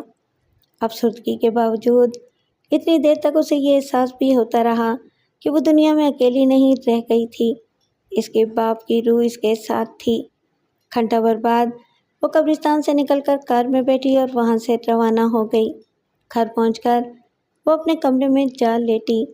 فی الحال اس کے لیے کسی قسم کی مصروفیت تھی ہی نہیں۔ اسے اپنے باپ کے چھوڑے ہوئے کاروبار پر توجہ تو دینا تھی، مگر فی الحال اس کی ذہنی حالت ایسی نہیں تھی کہ وہ اس قسم کے معاملات میں دلچسپی لے سکتی۔ اس کے مرحوم والد ہی نے اپنی زندگی کے آخری دنوں میں سارا کام اپنے جنرل مینیجر پر چھوڑ دیا تھا اور اب بھی وہی سب کچھ سنبھالے ہوئے تھا۔ نازیہ کو اس کی فکر بھی نہیں تھی کہ اگر وہ کچھ خرد برد کر بیٹھا تو کیا ہوگا۔ 1 بجے تک وہ اپنے کمرے ہی میں پڑی خیالات میں ڈوبی رہی۔ پھر دوپہر کا کھانا کھانے کے بعد وہ پھر اپنے پلاٹ کی طرف جانے کے لیے گھر سے نکل کھڑی ہوئی۔ اب اس نے جیکٹ اتار دی تھی اور ریوالور کمر میں ارسنے کے بجائے وینٹی بیگ میں ڈال لیا تھا۔ ایک چوراہے پر اسے عین اس وقت رکنا پڑا جب سگنل بند ہوا تھا۔ وہ سگنل 1.5 منٹ تک بند رہتا تھا۔ پھر بمشکل 50 سیکنڈ گزرے ہوں گے کہ نازیہ کو کھٹ کھٹ کی آواز نے چونکایا۔ اس نے بے اختیار بائیں جانب کی کھڑکی کی طرف دیکھا۔ ایک شخص جھکا ہوا کھڑکی کے شیشے سے اس کی طرف دیکھ رہا تھا۔ اس نے انگلی سے کھڑکی کا شیشہ کھٹکھٹایا ہوگا۔ اس نے سر پر مفلر باندھ رکھا تھا اور مفلر کا ایک سرا اپنے چہرے کے سامنے کر لیا تھا۔ جیسے ہی نازیہ نے اس کی طرف دیکھا، اس نے اپنے چہرے سے مفلر ہٹایا۔ وہ تاراب زین تھا۔ نازیہ اگرچہ اسی سے ملنے کے لیے بے چین تھی، لیکن اسے پہچانتے ہی اس کا دل بڑی زور سے اچھلا۔ یہ اس کی زندگی کا پہلا موقع تھا کہ وہ کسی نامی گرامی دہشت گرد کے سامنے تھی۔ تاراب نے اپنا چہرہ مفلر سے پھر چھپا لیا۔ اس نے نازیہ کے چہرے سے اندازہ لگا لیا ہوگا کہ وہ اسے پہچان چکی تھی۔ کار کا دروازہ کچھ لاک تھا، اس لیے تاراب کو شیشہ کھٹکھٹانے کی ضرورت پیش آئی تھی، ورنہ تیزی سے دروازہ کھول کر اندر آ بیٹھنا اس کے لیے ذرا بھی مشکل نہیں ہوتا، کیونکہ کار کھڑی ہوئی تھی۔ نازیہ چند لمحے کے لیے سکتے کسی حالت میں رہ گئی۔ غالباً تاراب کا اس طرح ملنا اس کے لیے غیر متوقع تھا۔ تاراب نے پھر شیشہ کھٹکھٹاتے ہوئے سگنل کی طرف دیکھا، جہاں بدلتے ہوئے ہندسے ظاہر کر رہے تھے کہ 7 سیکنڈ گزر چکے تھے۔ پھر جب 9واں سیکنڈ آیا تو نازیہ آٹومیٹک لاک کھول چکی تھی۔ تاراب تیزی سے دروازہ کھول کر کار میں آ گیا۔ نازیہ کے برابر کی سیٹ پر بیٹھتے ہوئے اس نے بڑے اطمینان سے دروازہ بند کیا اور بولا، تم کیسی لڑکی ہو کہ مجھ سے ملنا چاہتی تھی لیکن مجھے دیکھ کر پریشان ہو گئی؟ میں پریشان نہیں ہوئی تھی، بلکہ نازیہ نے اپنی بات ادھوری چھوڑی، مکمل نہیں کی اور بولی، تم اس طرح کیسے آ گئے؟ اوہ، یکایک تاراب کے منہ سے نکلا اور مفلر جو اس کے چہرے سے ہٹ گیا تھا وہ اس نے جلدی سے پھر چہرے پر کر لیا۔ کیا ہوا؟ نازیہ نے جلدی سے پوچھا۔ ٹریفک کانسٹیبل مجھے دیکھ کر چونک گیا تھا اس مرتبہ۔ اوہ، نازیہ کے منہ سے نکلا۔ وہ فوری طور پر اس خیال سے پریشان ہو گئی تھی کہ ایک دہشت گرد کو اس کی کار میں بیٹھا دیکھ لیا گیا تھا اور دیکھنے والا بھی ایک پولیس کانسٹیبل تھا۔ تاراب نے غالباً اس کی زیادہ پرواہ نہیں کی اور نازیہ سے بولا، مجھے کل ہی معلوم ہو گیا تھا کہ تم میری تلاش میں ہو۔ کار کی اور تمہاری تصویر بھی مجھے مل گئی تھی۔ آج صبح میں نے معلوم کروا لیا کہ اس نمبر کی کار کس کی ہے۔ تمہارا پتہ بھی معلوم ہو گیا۔ میں خود تمہارے گھر کا جائزہ لینے کے لیے ابھی وہاں پہنچا تھا۔ اسی وقت تمہاری کار پھاٹک سے نکلتی دکھائی دی تو اپنی کار میں تمہارے پیچھے چل پڑا۔ تمہاری کار؟ ہاں، وہ پیچھے آ رہی ہے۔ میرے ساتھ ایک اور بندہ بھی تھا، وہی چلا رہا ہے کار۔ میں نے اسے کہہ دیا تھا کہ وہ پیچھے لگا رہے۔ تاراب نے جواب دیا، یہاں سگنل کی وجہ سے تمہیں رکنا پڑا۔ یہ میرے لیے بڑا اچھا موقع تھا۔ فوری طور پر نازیہ کی سمجھ میں نہیں آ سکا تھا کہ اسے کیا کہنا چاہیے۔ تاراب ہنسا، بہت خوبصورت لڑکی ہو تم، اس لیے میرا دل بھی چاہا کہ تم سے ملوں۔ یہ تو مجھے یقین تھا۔ کہ تمہارا تعلق کسی خفیہ ایجنسی سے نہیں ہوگا، لیکن میں حیران بھی تھا، اب بھی حیران ہوں۔ آخر کیوں تلاش تھی تمہیں میری؟ تم خوبصورت ہی نہیں، بہادر بھی ہو۔ اس عمر کی لڑکیاں تو میرے سائے سے بھی بچنا چاہتی ہوں گی۔ نازیہ کچھ پریشان ہو گئی۔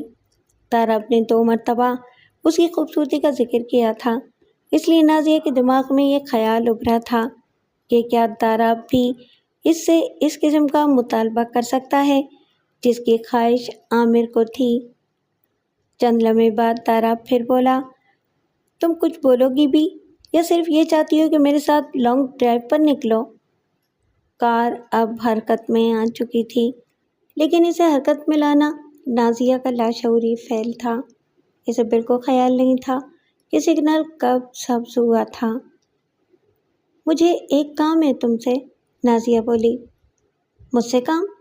تاراب کے لہجے میں حیرت تھی۔ تم جیسی خوبصورت لڑکی کا مجھ سے کیا کام پڑ سکتا ہے؟ نازیہ کا ذہن پھر تھوڑا سا منتشر ہوا، کیونکہ تاراب کی زبان پر تیسری مرتبہ خوبصورت کا لفظ آیا تھا۔ کام بہت خطرناک ہے، نازیہ کچھ رک کر بولی۔ اچھا؟ تاراب دھیرے سے ہنسا۔ تاراب کے لیے بھی کوئی کام خطرناک ہو سکتا ہے؟ یہ میں نے اپنی سوچ کے مطابق کہا ہے۔ نازیہ نے کار اب ایک ایسی سڑک پر موڑ لی تھی جہاں ٹریفک قدرے کم ہوتا تھا۔ میں کسی کے قتل کو خطرناک ہی سمجھتی ہوں۔ قتل؟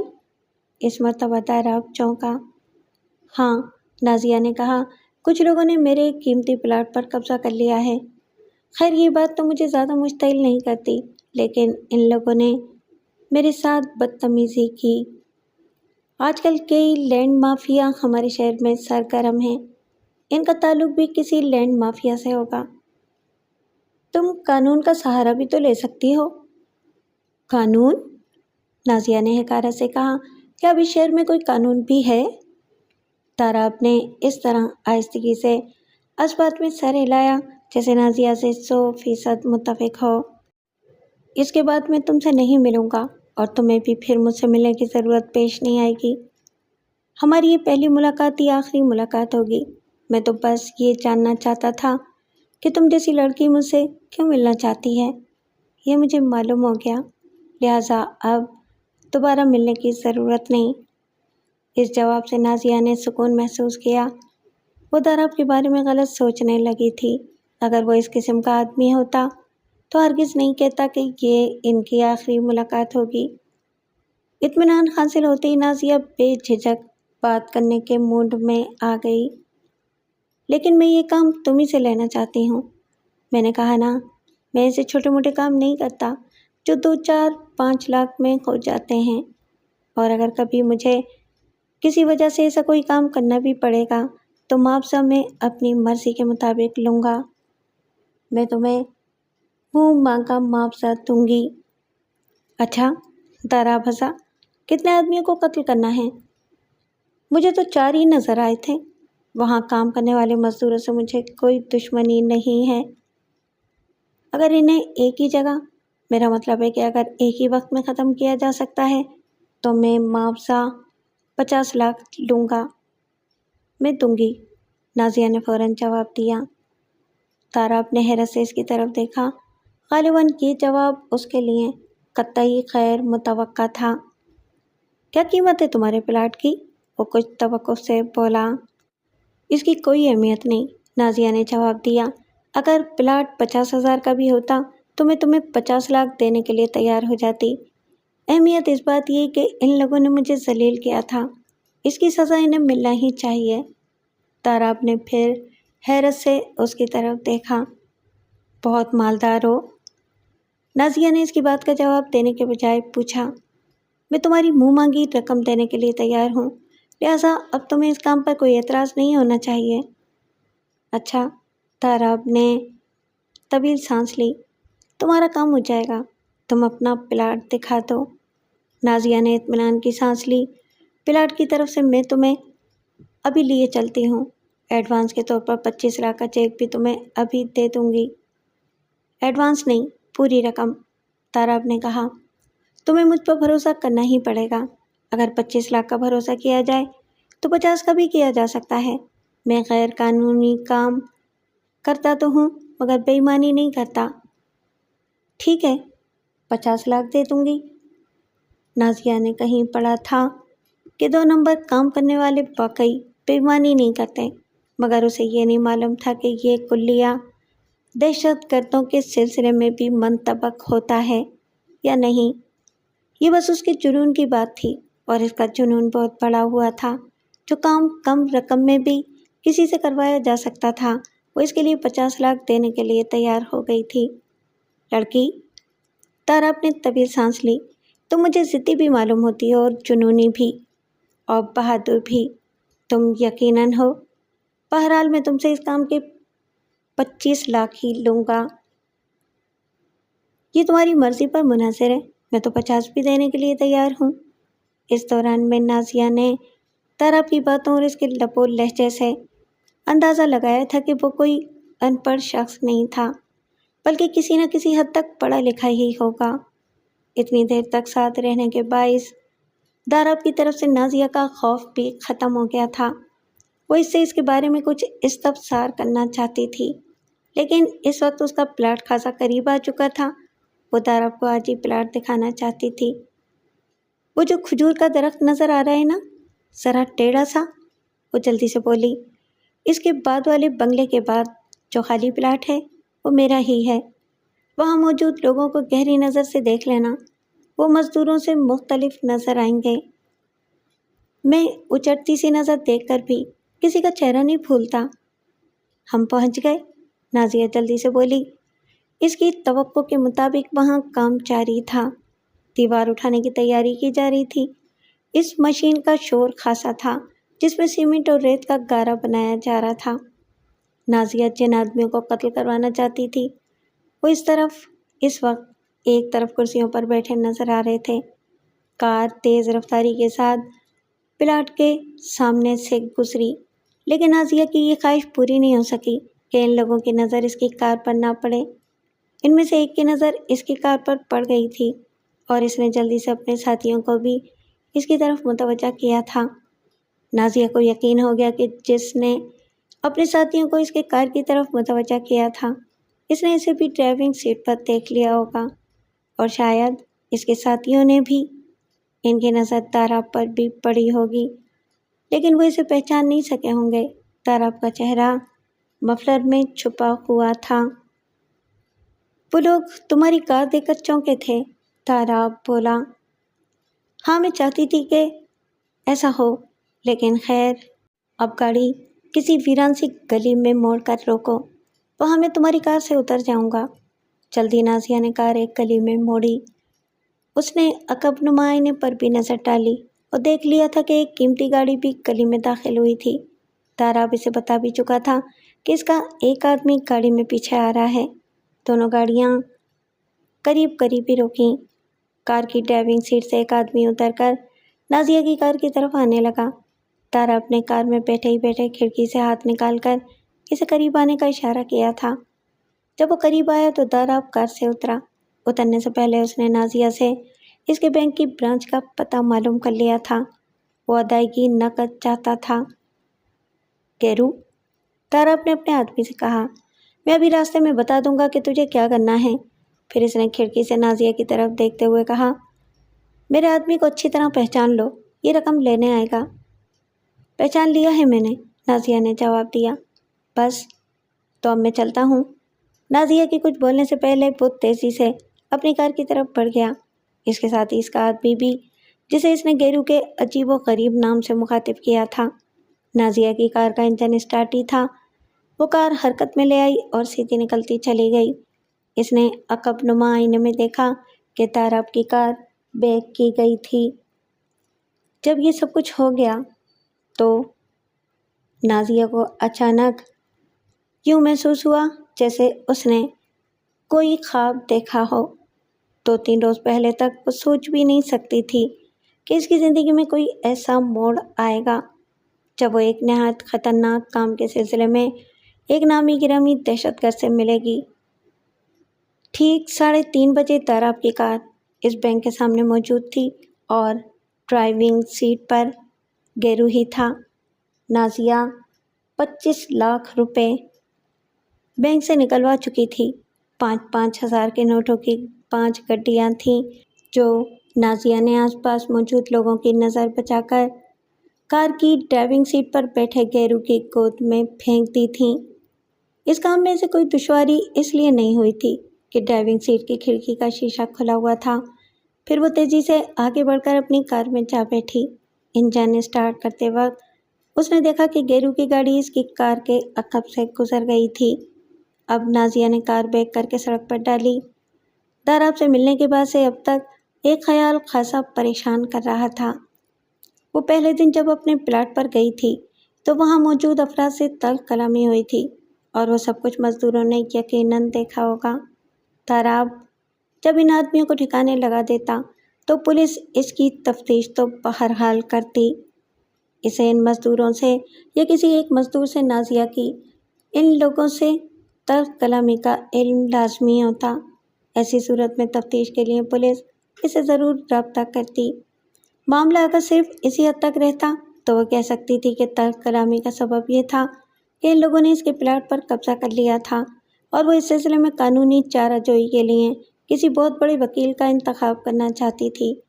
लेकिन इसके किसी इक़दाम से पहले ही वो लोग कत्ल कर दिए गए तो इसमें इसका कोई कसूर नहीं था। वो लोग यकीनन टारगेट किलिंग का शिकार हुए होंगे।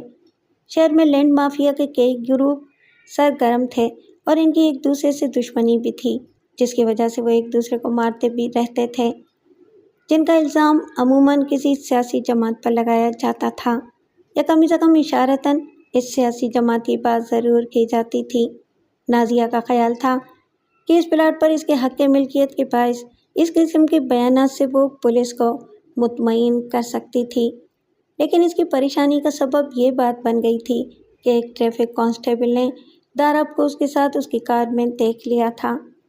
वो पुलिस कांस्टेबल ये बात तफ्तीश करने वाले पुलिस अफसरान तक पहुंचा सकता था। इस सूरत में नाजिया के लिए जवाबदेही मुश्किल हो जाती। इस बारे में गौर करते हुए नाजिया के जहन में एक तदबीर आ ही गई।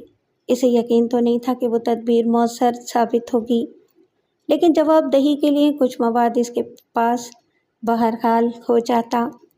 कुछ इत्मीनान से ये भी था कि वो एक रिटायर्ड फौजी ऑफिसर की बेटी थी। दूसरी ये कि शहर में मौजूद रेंजर्स का कर्नल जुल्फ़िकार इसे इसके वालिद की वजह से जानता था और इसके वालिद की इज्जत भी करता था। इनकी बीमारी के ज़माने में वो इनकी मिजाज पुरसी के लिए कई मरतबा आ चुका था। अगर पुलिस का रवैया नाजिया के लिए परेशान कुन बनता तो वो कर्नल जुल्फ़िकार की मदद ले सकती थी। बैंक से रवाना होने के बाद घर पहुंचने से पहले उसने एक अंग्रेज़ी माहनामे के डिक्लेरेशन की हुसूली के लिए मुतालिका फ़ार्म भर दिया। क्लर्क को कुछ देर दिलाकर इसने फ़ार्म पर चंद दिन पहले की तारीख भी डलवा दी थी। जब वो घर पहुंची तो खासी थकी हुई थी। वो काफ़ी पीकर अपने कमरे में जा लेटी। इस दिन इसने जो इक़दाम किए थे इनकी वजह से वो असाबी दबाव बहरहाल महसूस कर रही थी। वो काफ़ी देर तक लेटी सोचती रही। फिर इसकी नज़र अपने कंप्यूटर पर पड़ी।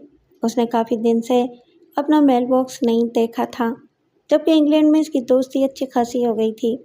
इसने इनमें से कई एक को अपना ईमेल एड्रेस भी दे दिया था। वो बिस्तर से उठकर कंप्यूटर के सामने कुर्सी पर जा बैठी। इसने कंप्यूटर ऑन करने के बाद अपना मेल बॉक्स खोला। इसमें 4 खत थे, जिनमें से 3 इंग्लिश दोस्तों के थे और चौथा मकामी था। मकामी खत ने नाजिया को चौंका दिया। वो रजिस्ट्रार ऑफिस के एक औसत दर्जे के अफसर का था, जिसके लड़के को इसके मरहूम वालिद ने अपने दफ्तर में रख लिया था। नाजिया इस बात से वाकिफ़ हो चुकी थी। खत में लिखा था, ब्रिगेडियर साहब, अस्सलाम वालेकुम। मैं 1 हफ्ते की छुट्टी गुजार कर कल से दफ्तर आया हूँ।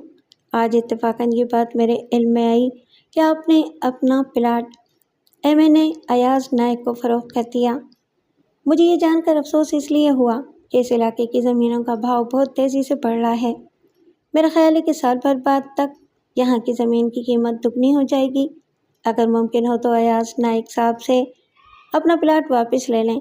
हाँ, थोड़ा बहुत नुकसान हो जाए, ये मैंने अपना फ़र्ज़ समझा कि आपको इससे आगाह कर दूँ। वैसे आपकी मर्ज़ी। आप क्योंकि बीमार हैं इसलिए शायद अपनी मेल न देखते हों, इसलिए मैं ये ख़त आपकी साहबजादी नाजिया साहिबा को भी भेज रहा हूँ। مجھے یاد نہیں کہ ان کا میل ایڈریس میرے پاس کہاں سے آ گیا۔ آخر میں خط بھیجنے والے کا نام تھا۔ خط کی ابتدائی سطریں پڑھتے ہی نازیہ کا جسم سنسنا اٹھا۔ یہ بالکل غیر متوقع بات اس کے سامنے آئی تھی، لیکن یہ اسے یقین تھا کہ پلاٹ فروخت نہیں کیا گیا تھا۔ رجسٹرار آفس سے آنے والا وہ خط جس تاریخ کو بھیجا گیا تھا، اس تاریخ کو اس کے والد زندہ تھے۔ نہ صرف زندہ تھے بلکہ اس قابل بھی تھے کہ بات بھی کر سکتے تھے۔ اس کے دوسرے دن ان کی طبیعت اچانک بہت زیادہ خراب ہوئی تھی اور پھر وہ 24 گھنٹے سے زیادہ زندہ نہیں رہ سکے تھے۔ ایک دن پہلے جب وہ باتیں کرنے کے قابل تھے تو نازیہ نے اپنا بیشتر وقت ان کے ساتھ ہی گزارا تھا۔ اگر انہوں نے پلاٹ فروخت کیا ہوتا تو وہ نازیہ کو ضرور بتاتے۔ اس کے برخلاف اسی دن یا اس سے ایک آدھ روز پہلے تو انہوں نے یہ تک کہا تھا کہ ان کا بنایا ہوا بنگلہ نازیہ کو کیونکہ پسند نہیں، لہٰذا اس پلاٹ پر وہ اپنی مرضی، اپنی خواہش کے مطابق گھر بنا سکتی ہے۔ شاید اسی لیے اس پلاٹ سے نازیہ کو اتنی شدید جذباتی وابستگی ہو گئی تھی کہ لینڈ مافیا کے لوگوں سے اپنا پلاٹ چھڑانے کے لیے اس نے گویا آن کی آن میں 25 لاکھ روپے بھی دے دیے تھے۔ لیکن اب اس خط کی وجہ سے اس پر یہ بات آشکارا ہو رہی تھی کہ اس پلاٹ کی فروخت کے سلسلے میں جعل سازی سے کام لیا گیا تھا اور یہ حرکت کرنے والا ایک MNA تھا۔ ایاز نائک کا نام نازیہ کبھی کبھی اخبارات میں دیکھ چکی تھی۔ اس کے بارے میں بعض لوگ کہتے تھے کہ وہ نہایت جھگڑالو قسم کا شخص تھا، اس لیے کبھی کسی ٹی وی چینل نے اسے اپنے ٹاک شو میں نہیں بلایا تھا۔ ابتدائی طور پر تو رجسٹرار آفس سے آیا ہوا وہ خط پڑھ کر نازیہ کے جسم میں سنسناہٹ سی پھیلی تھی، لیکن اب اس کی رگوں میں دوڑتے ہوئے خون میں حدت بھی آ گئی تھی۔ ایاز نائک کو شاید معلوم ہوگا کہ اس پلاٹ کا مالک موت کے قریب پہنچ چکا ہے، لہٰذا اس نے اس جعل سازی میں کچھ زیادہ جھجک محسوس نہیں کی ہوگی۔ نازیہ نے کمپیوٹر بند کر دیا اور غصے میں ٹہلنے لگی۔ اس نے سنا تو بہت تھا کہ حکومت میں شامل بہت بڑے بڑے لوگ جرائم میں ملوث پائے گئے تھے اور ان میں سے بعض پر مقدمہ بھی چل رہا تھا، لیکن یہ بات اس کے سان و گمان میں کبھی نہیں آئی تھی کہ خود وہ بھی کسی کی سازش کا نشانہ بن جائے گی۔ اب وہ سوچ رہی تھی کہ اس نے جن آدمیوں کو قتل کروانے کا بندوبست کیا تھا، ان کے قتل سے کوئی خاص فرق نہیں پڑتا۔ نازیہ کو یہ تسکین تو مل جاتی کہ ان لوگوں نے اس کے ساتھ نہایت بدتمیزی کی تھی، لیکن اس طرح اس کا پلاٹ اسے واپس نہیں مل سکتا تھا۔ اس سلسلے میں داراب سے دوبارہ رابطہ قائم کرنا پڑے گا، اس نے ٹہلتے ہوئے سوچا۔ داراب اسے اپنا کوئی کانٹیکٹ نمبر دے کر نہیں گیا تھا، مگر اس کی کار کا نمبر نازیہ ذہن نشین کر چکی تھی۔ ایک امکان یہ تھا کہ وہ کار خود داراب کے نام پر نہ ہو، لیکن اس کے ذریعے دوبارہ داراب تک پہنچنا اس کے خیال کے مطابق کچھ زیادہ مشکل نہیں ہوتا۔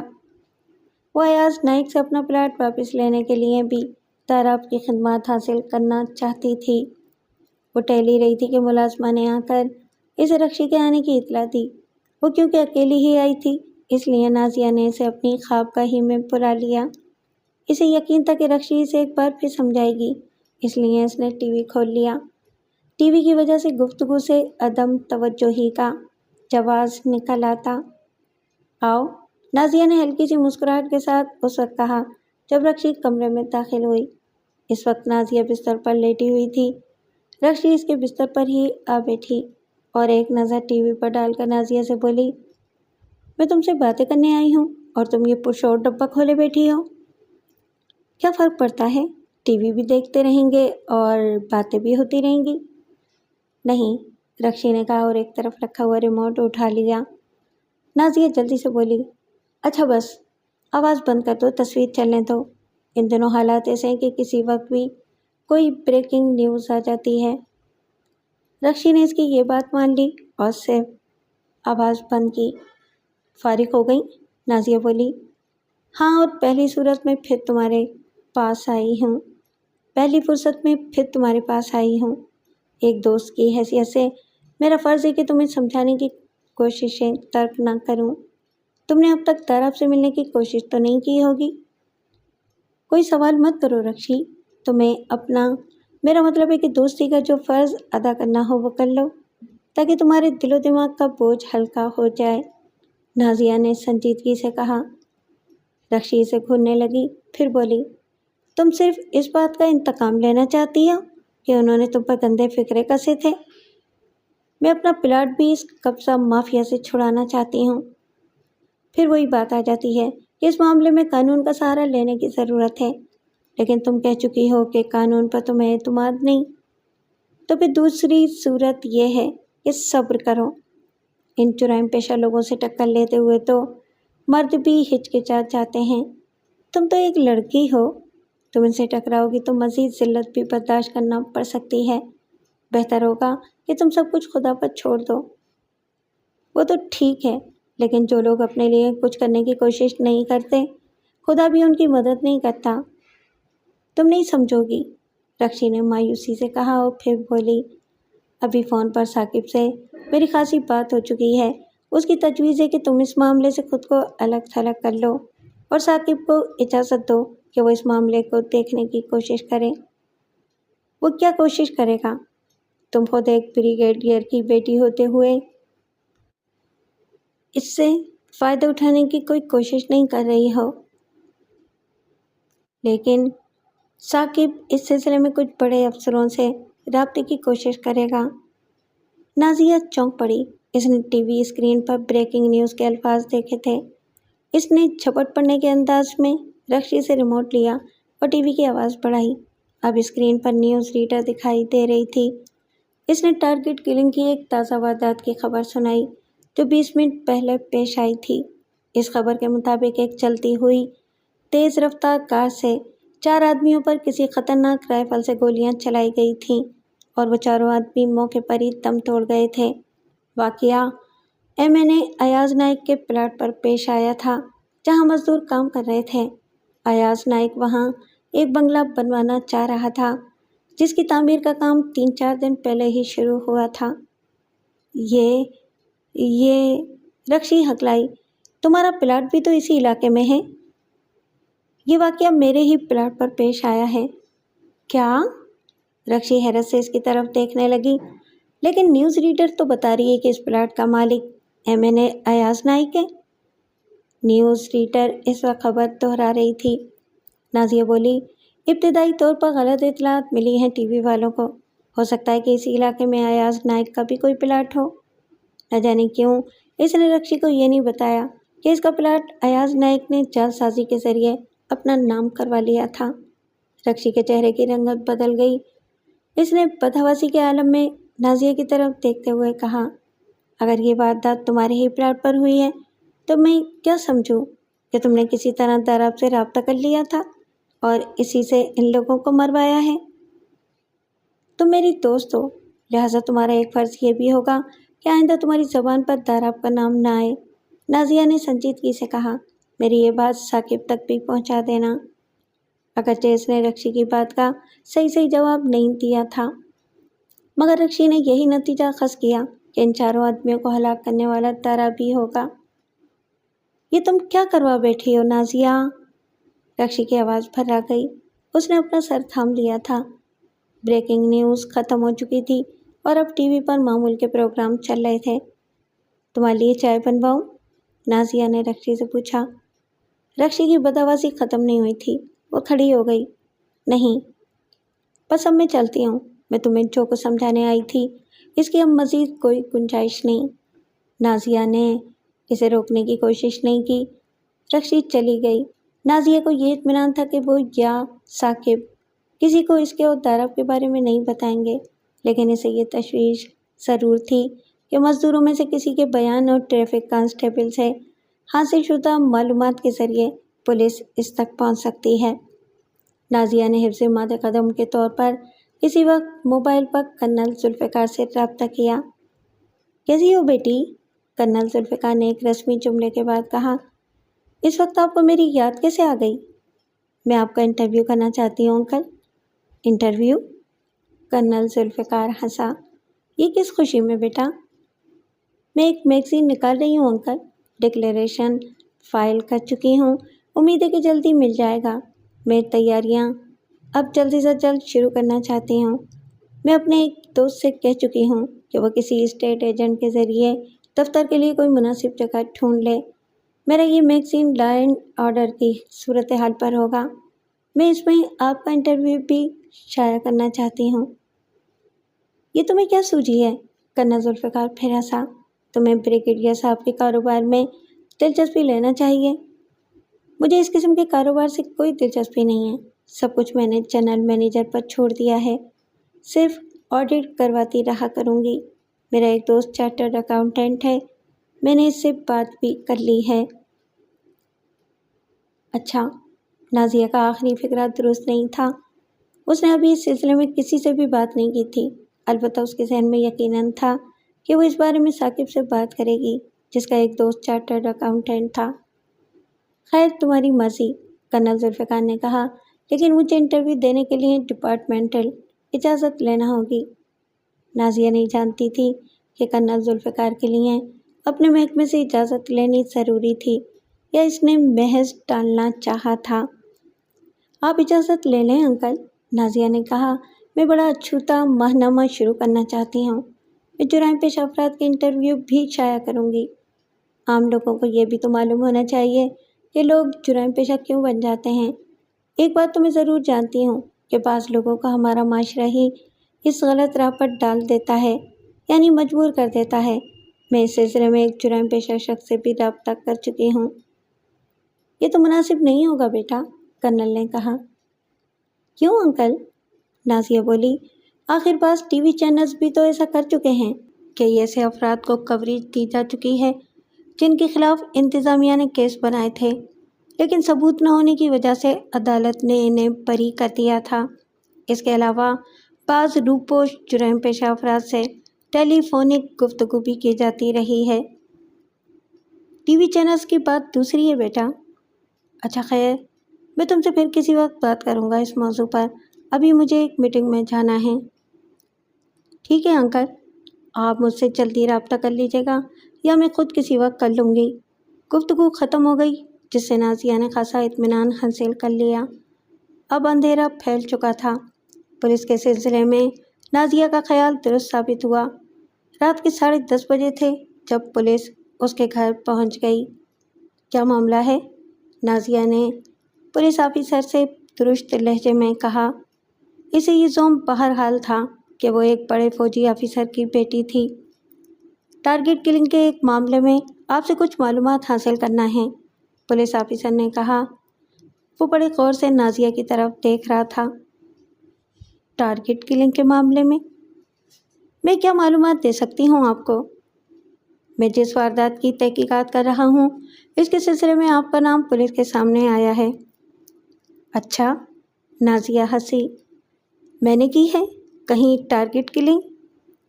آپ کو آج شام ہونے والی کسی واردات کا علم تو ہوگا، اس کی خبر ٹی وی چینلز پر آ چکی ہے۔ آج میں 5 بجے کے قریب سو گئی تھی، ابھی تھوڑی دیر پہلے اٹھی تو غسل کر کے کھانا کھانے بیٹھ گئی۔ اب سوچ رہی تھی کہ ٹی وی دیکھوں۔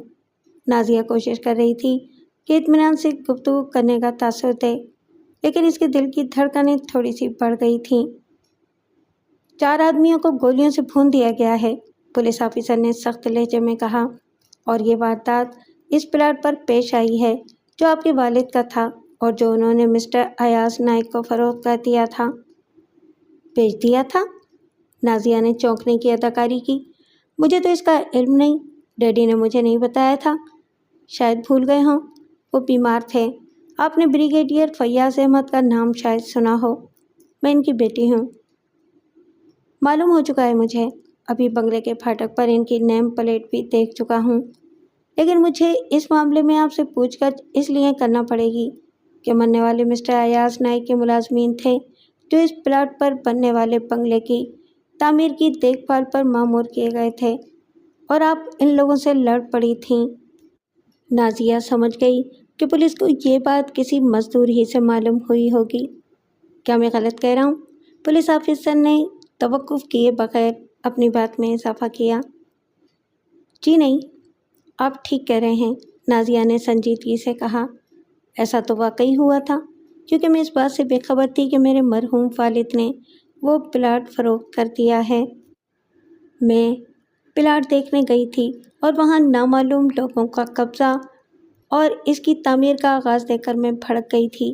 میں نے اس سلسلے میں SP چودھری رحمان صاحب سے اس کی شکایت بھی کی تھی۔ انہوں نے مجھ سے وعدہ کیا ہے کہ وہ اس معاملے کی چھان بین کریں گے، مگر ان کا تبادلہ ہو چکا ہے۔ مجھے ان کے تبادلے کا علم نہیں، میں تو انتظار کر رہی تھی کہ وہ اپنے وعدے کے مطابق مجھے فون پر کچھ بتائیں گے۔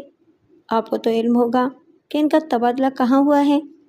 آپ ان سے رابطہ کر کے میرے بیان کی تصدیق کر سکتے ہیں کہ میں اس سلسلے میں ان سے ملی تھی۔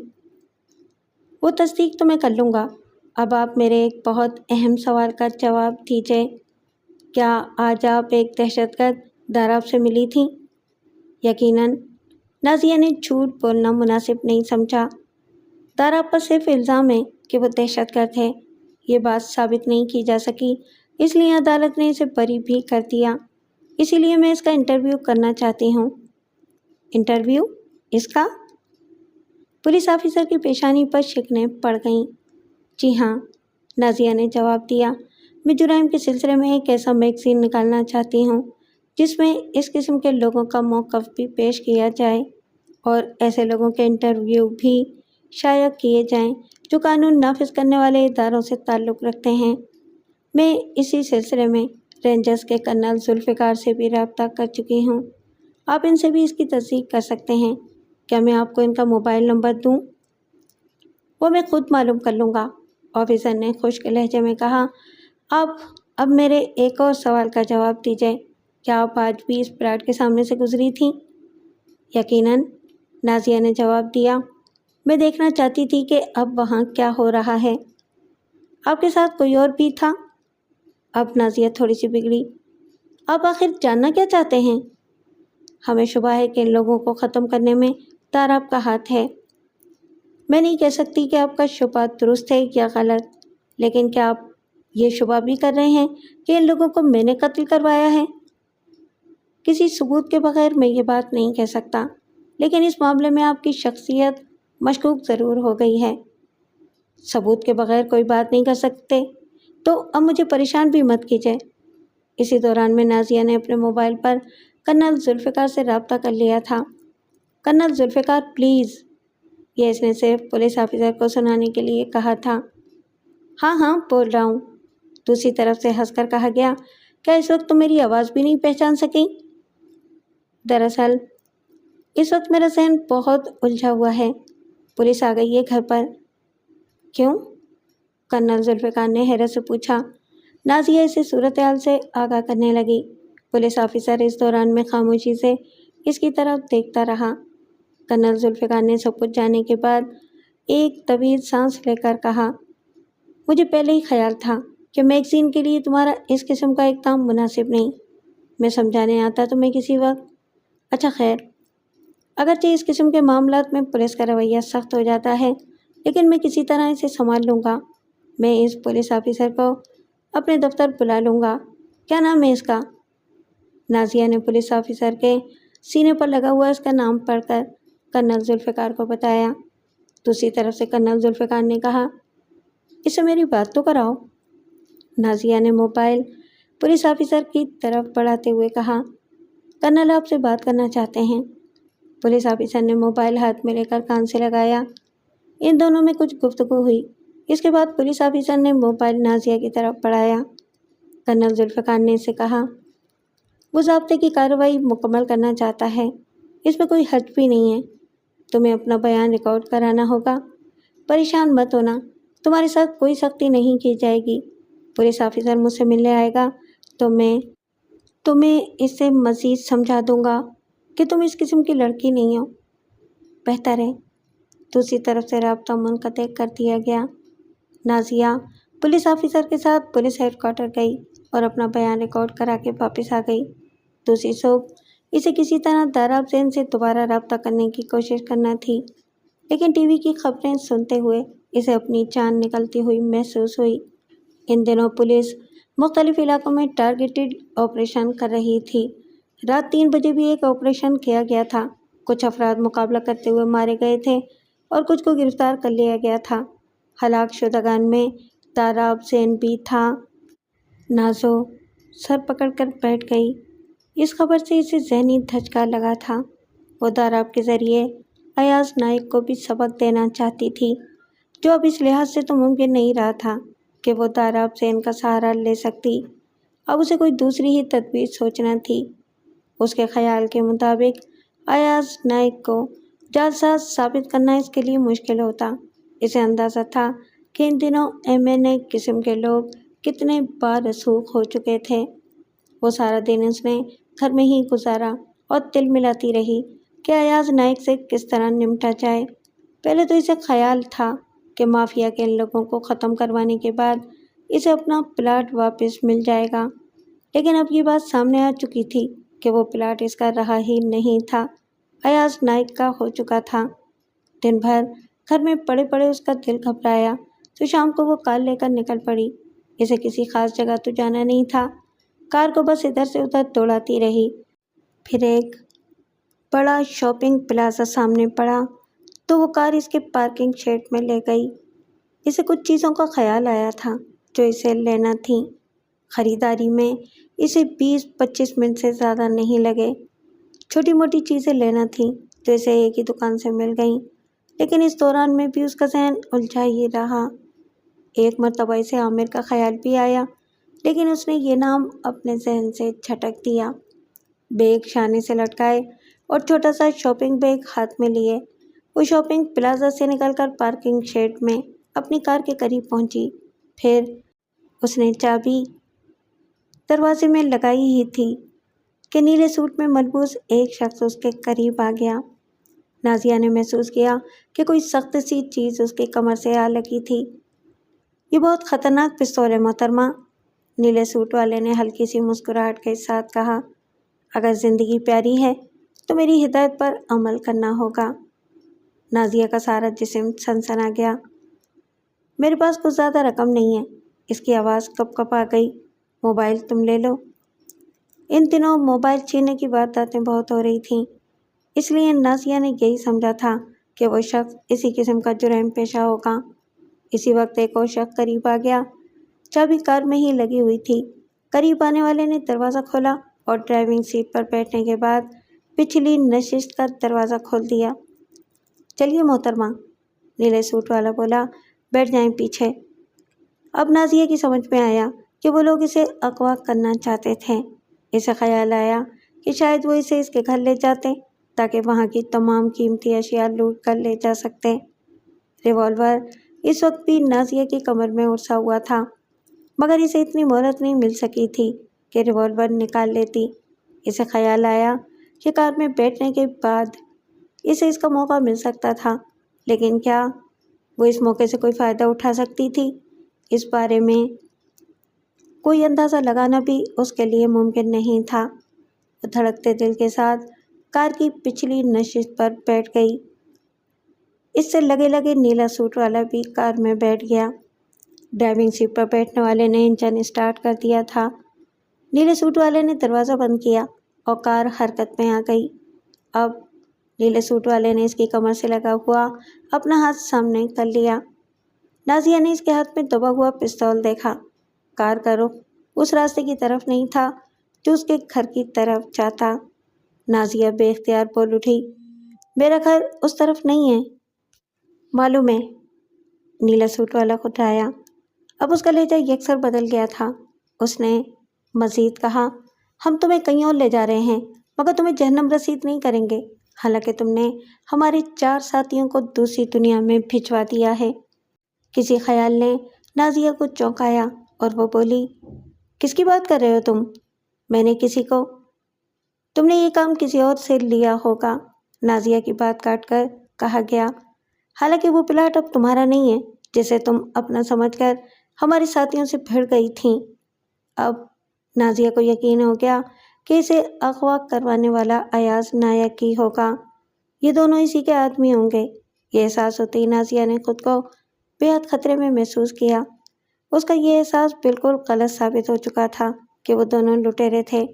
अगर इसे कार में बैठने से पहले ये एहसास हो गया होता कि वो अयाज नायक के आदमी हो सकते हैं, तो वो कुछ न कुछ कर गुजरने का फैसला ही नहीं करती, बल्कि अमलन कुछ कर बैठती। लेकिन कार में बैठने के बाद इसके लिए कुछ कर गुजरना मुश्किल हो गया था। अगर वो शोर मचाने की कोशिश करती तो वो शख्स इसे सीट पर गिराकर اس کا گلا دبا سکتا تھا۔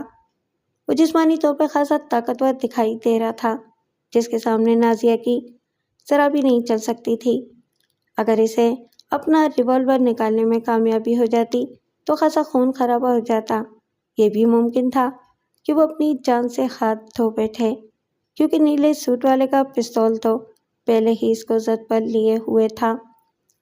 نیلے سوٹ والا بولا، تو یہ بات درست ہے نا کہ تم ہی نے ہمارے ساتھیوں کو مروایا ہے؟ اگر میں اس کا جواب نفی میں دوں تو اس پر یقین نہیں کیا جا سکتا۔ تو پھر میں تمہاری بات کا کیا جواب دے سکتی ہوں؟ نہ دو، سوٹ والے نے بے پرواہی سے کہا۔ آخر تم لوگ بس اب چپکی بیٹھی رہو۔ سوٹ والے نے اس کی بات کاٹ دی۔ نازیہ دراصل اسے باتوں میں الجھا کر اپنا ہاتھ آہستہ آہستہ سرکا کر کمر تک لے جانے میں کامیاب ہو چکی تھی۔ اپنا ہاتھ سامنے رکھو، سوٹ والا ڈپٹ کر بولا۔ کھجلی ہو رہی ہے، نازیہ کے منہ سے بے اختیار نکل گیا۔ سوٹ والا لوفرانہ انداز میں ہنسا۔ میں کھجا دیتا ہوں، اس نے اپنا بایاں ہاتھ نازیہ کی پشت پر پھیلاتے ہوئے پوچھا۔ کہاں کھجلی ہو رہی ہے؟ نازیہ کو یقین ہو گیا کہ اگرچہ وہ جیکٹ پہنے ہوئے تھی، لیکن ریوالور کا ابھار سوٹ والے کو محسوس ہو جاتا اور پھر اسے یقینی طور پر ریوالور سے ہاتھ دھونا پڑتا۔ نازیہ کو یہ احساس بھی ہو چکا تھا کہ ایاز نائک اس کا نہ جانے کیا حشر کروائے، لہٰذا وہ اپنی جان پر کھیل گئی۔ اس نے پوری قوت سے سوٹ والے کے پستول پر جھپٹا مارا۔ وہ پستول چھیننے میں تو کامیاب نہیں ہو سکی، لیکن پستول کی نال کا رخ نیچے ہو گیا۔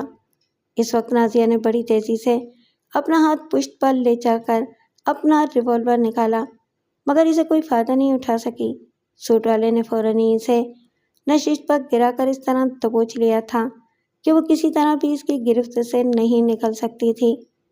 ڈرائیونگ کرنے والا شروع سے اب تک خاموش رہا تھا اور اب بھی خاموش رہا۔ اسے جیسے اس بات سے کوئی دلچسپی ہی نہیں تھی کہ پچھلی نشست پر کیا ہو رہا تھا۔ تھوڑی دیر بعد تمہیں بے ہوش تو کرنا ہی تھا، سوٹ والا کھٹایا، لیکن تم جلدی بے ہوش ہونا چاہتی ہو تو یہی صحیح۔ اس نے ایک نم رومال اس کی ناک پر رکھ دیا۔ وہ غالباً اس نے اپنی کوٹ کی جیب سے نکالا ہوگا۔ اس رومال کی تیز بو نے نازیہ کا دماغ ناکارہ کر دیا اور اسے کسی بات کا احساس نہ رہا۔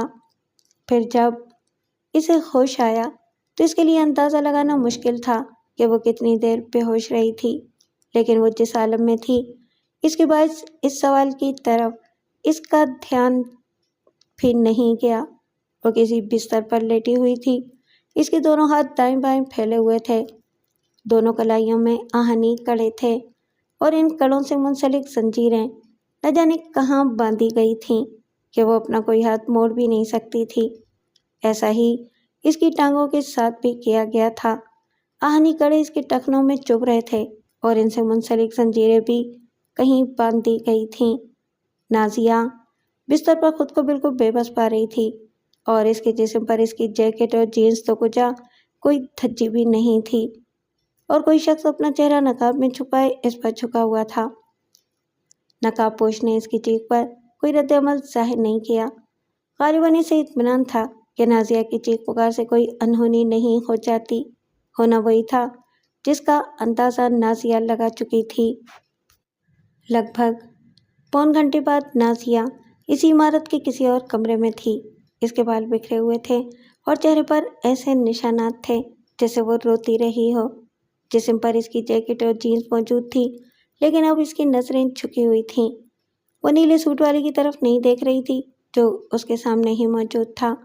اس کی آنکھیں کچھ ایسا تاثر دے رہی تھیں جیسے وہ نازیہ کا مذاق اڑا رہی ہوں۔ 4 آدمیوں کی جان لی تھی تم نے، سوٹ والا بولا، لیکن تمہیں جان سے نہیں مارا گیا۔ یہ سودا تمہارے لیے مہنگا تو نہیں رہا نا؟ نازیہ کی نظریں جھکی رہیں۔ اس کا چہرہ بالکل سپاٹ تھا، جیسے پتھرا گیا ہو۔ سوٹ والا اٹھ کر اس کی پشت پر آیا۔ اب وہ نازیہ کی آنکھوں پر سیاہ پٹی باندھ رہا تھا۔ نازیہ ساکت و صامت بیٹھی رہی۔ جو کچھ ہو چکا تھا، اس کے بعد اب جو کچھ بھی ہو جاتا، نازیہ کے لیے اس کی کوئی اہمیت نہیں تھی۔ یہ ضروری ہے، سوٹ والا بولا، یہاں سے باہر نکلتے وقت تمہیں یہ نظر نہیں آنا چاہیے کہ تم کس عمارت سے نکلی ہو۔ نازیہ اب بھی چپ رہی۔ चलो। पट्टी बांधने के बाद सूट वाले ने इसका बाजू पकड़कर उठाया। तुम्हारा रिवॉल्वर वहीं लगा दिया गया है जहाँ तुमने इसे छुपा रखा था। बस इसे खाली कर दिया गया है, इसमें गोलियां नहीं हैं। खुद नाजिया भी महसूस कर चुकी थी कि रिवॉल्वर उसकी कमर पर उसकी जीन्स में उड़सा हुआ था। आंखों पर पट्टी बंधी हुई होने के बायस नाजिया ये देखने से कासिर रही कि सूट वाला इसे बाजू से पकड़कर कहाँ से गुजारता हुआ कहाँ तक लाया। चलो बैठो। सूट वाले ने नाजिया का हाथ पकड़कर जिस चीज़ पर रखा वो कार का खुला हुआ दरवाज़ा था। इसे कार में बिठा दिया गया। वो पिछली नशिश थी। नाजिया ने महसूस किया कि ये उसी की कार थी। सूट वाला भी उसके बराबर में बैठ गया था। नाजिया ने दरवाज़ा बंद होने की आवाज़ सुनी, जिसके बाद कार हरकत में आ गई थी। नाजिया की आंखों पर पट्टी बदस्तूर बंधी रही। इसे इसका एहसास भी नहीं था। इसके दिमाग में सिर्फ एक सवाल की गूंज थी, ये क्या हो गया, ये क्या हो गया। इसे ये भी एहसास नहीं हो सका कि कार कितनी देर तक चलने के बाद रुकी थी। कार रुकने के बाद इसकी आंखों से पट्टी हटा दी गई। अब तुम अपने घर जा सकती हो, तुम्हें तुम्हारे घर के करीब ही छोड़ा जा रहा है। नाजिया साकित बैठी रही।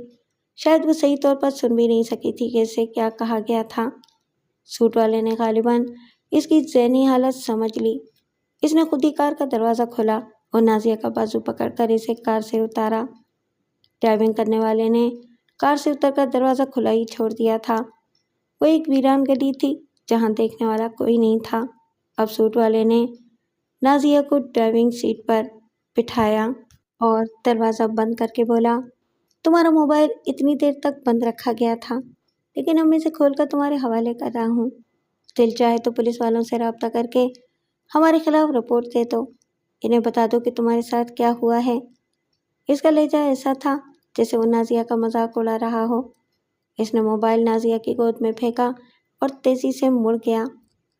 नाजिया की कार के पीछे चंद गज के फासले पर एक और कार खड़ी थी।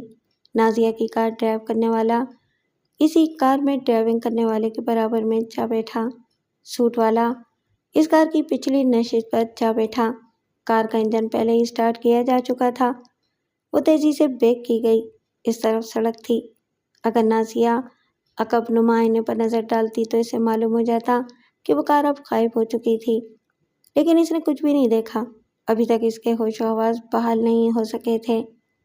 इसकी गोद में पड़े हुए मोबाइल की घंटी बजने लगी। नाजिया ने आहिस्तगी से सर झुकाकर मोबाइल की तरफ देखा। मोबाइल इसकी गोद में सीधा ही पड़ा हुआ था। घंटी बजने की वजह से इसकी स्क्रीन रोशन थी। कॉल करने वाले का नाम दिखाई दे रहा था, वो रक्षी थी। अब यकायक नाजिया के होंठ कांपने लगे और आंखें टपटपा गईं। इसकी हालत ऐसी थी कि अगर कोई हमदर्द सामने आ जाए तो इंसान जज्बाती हो जाता है। रक्षी सामने तो नहीं आई थी, लेकिन इसका नाम भी इस वक्त नाजिया के लिए ऐसा था कि इसकी पथराई हुई सी कैफियत ख़त्म हुई थी और इसके जज्बात उमड़ पड़े थे। इसने मोबाइल उठाया तो इसका हाथ कांप रहा था। मोबाइल ऑन करते हुए इसके अंगूठे का दबाव भी इतना कम था जैसे जिस्म में ताकत ही ना रही हो, लेकिन मोबाइल इतने कम दबाव से भी ऑन हो गया।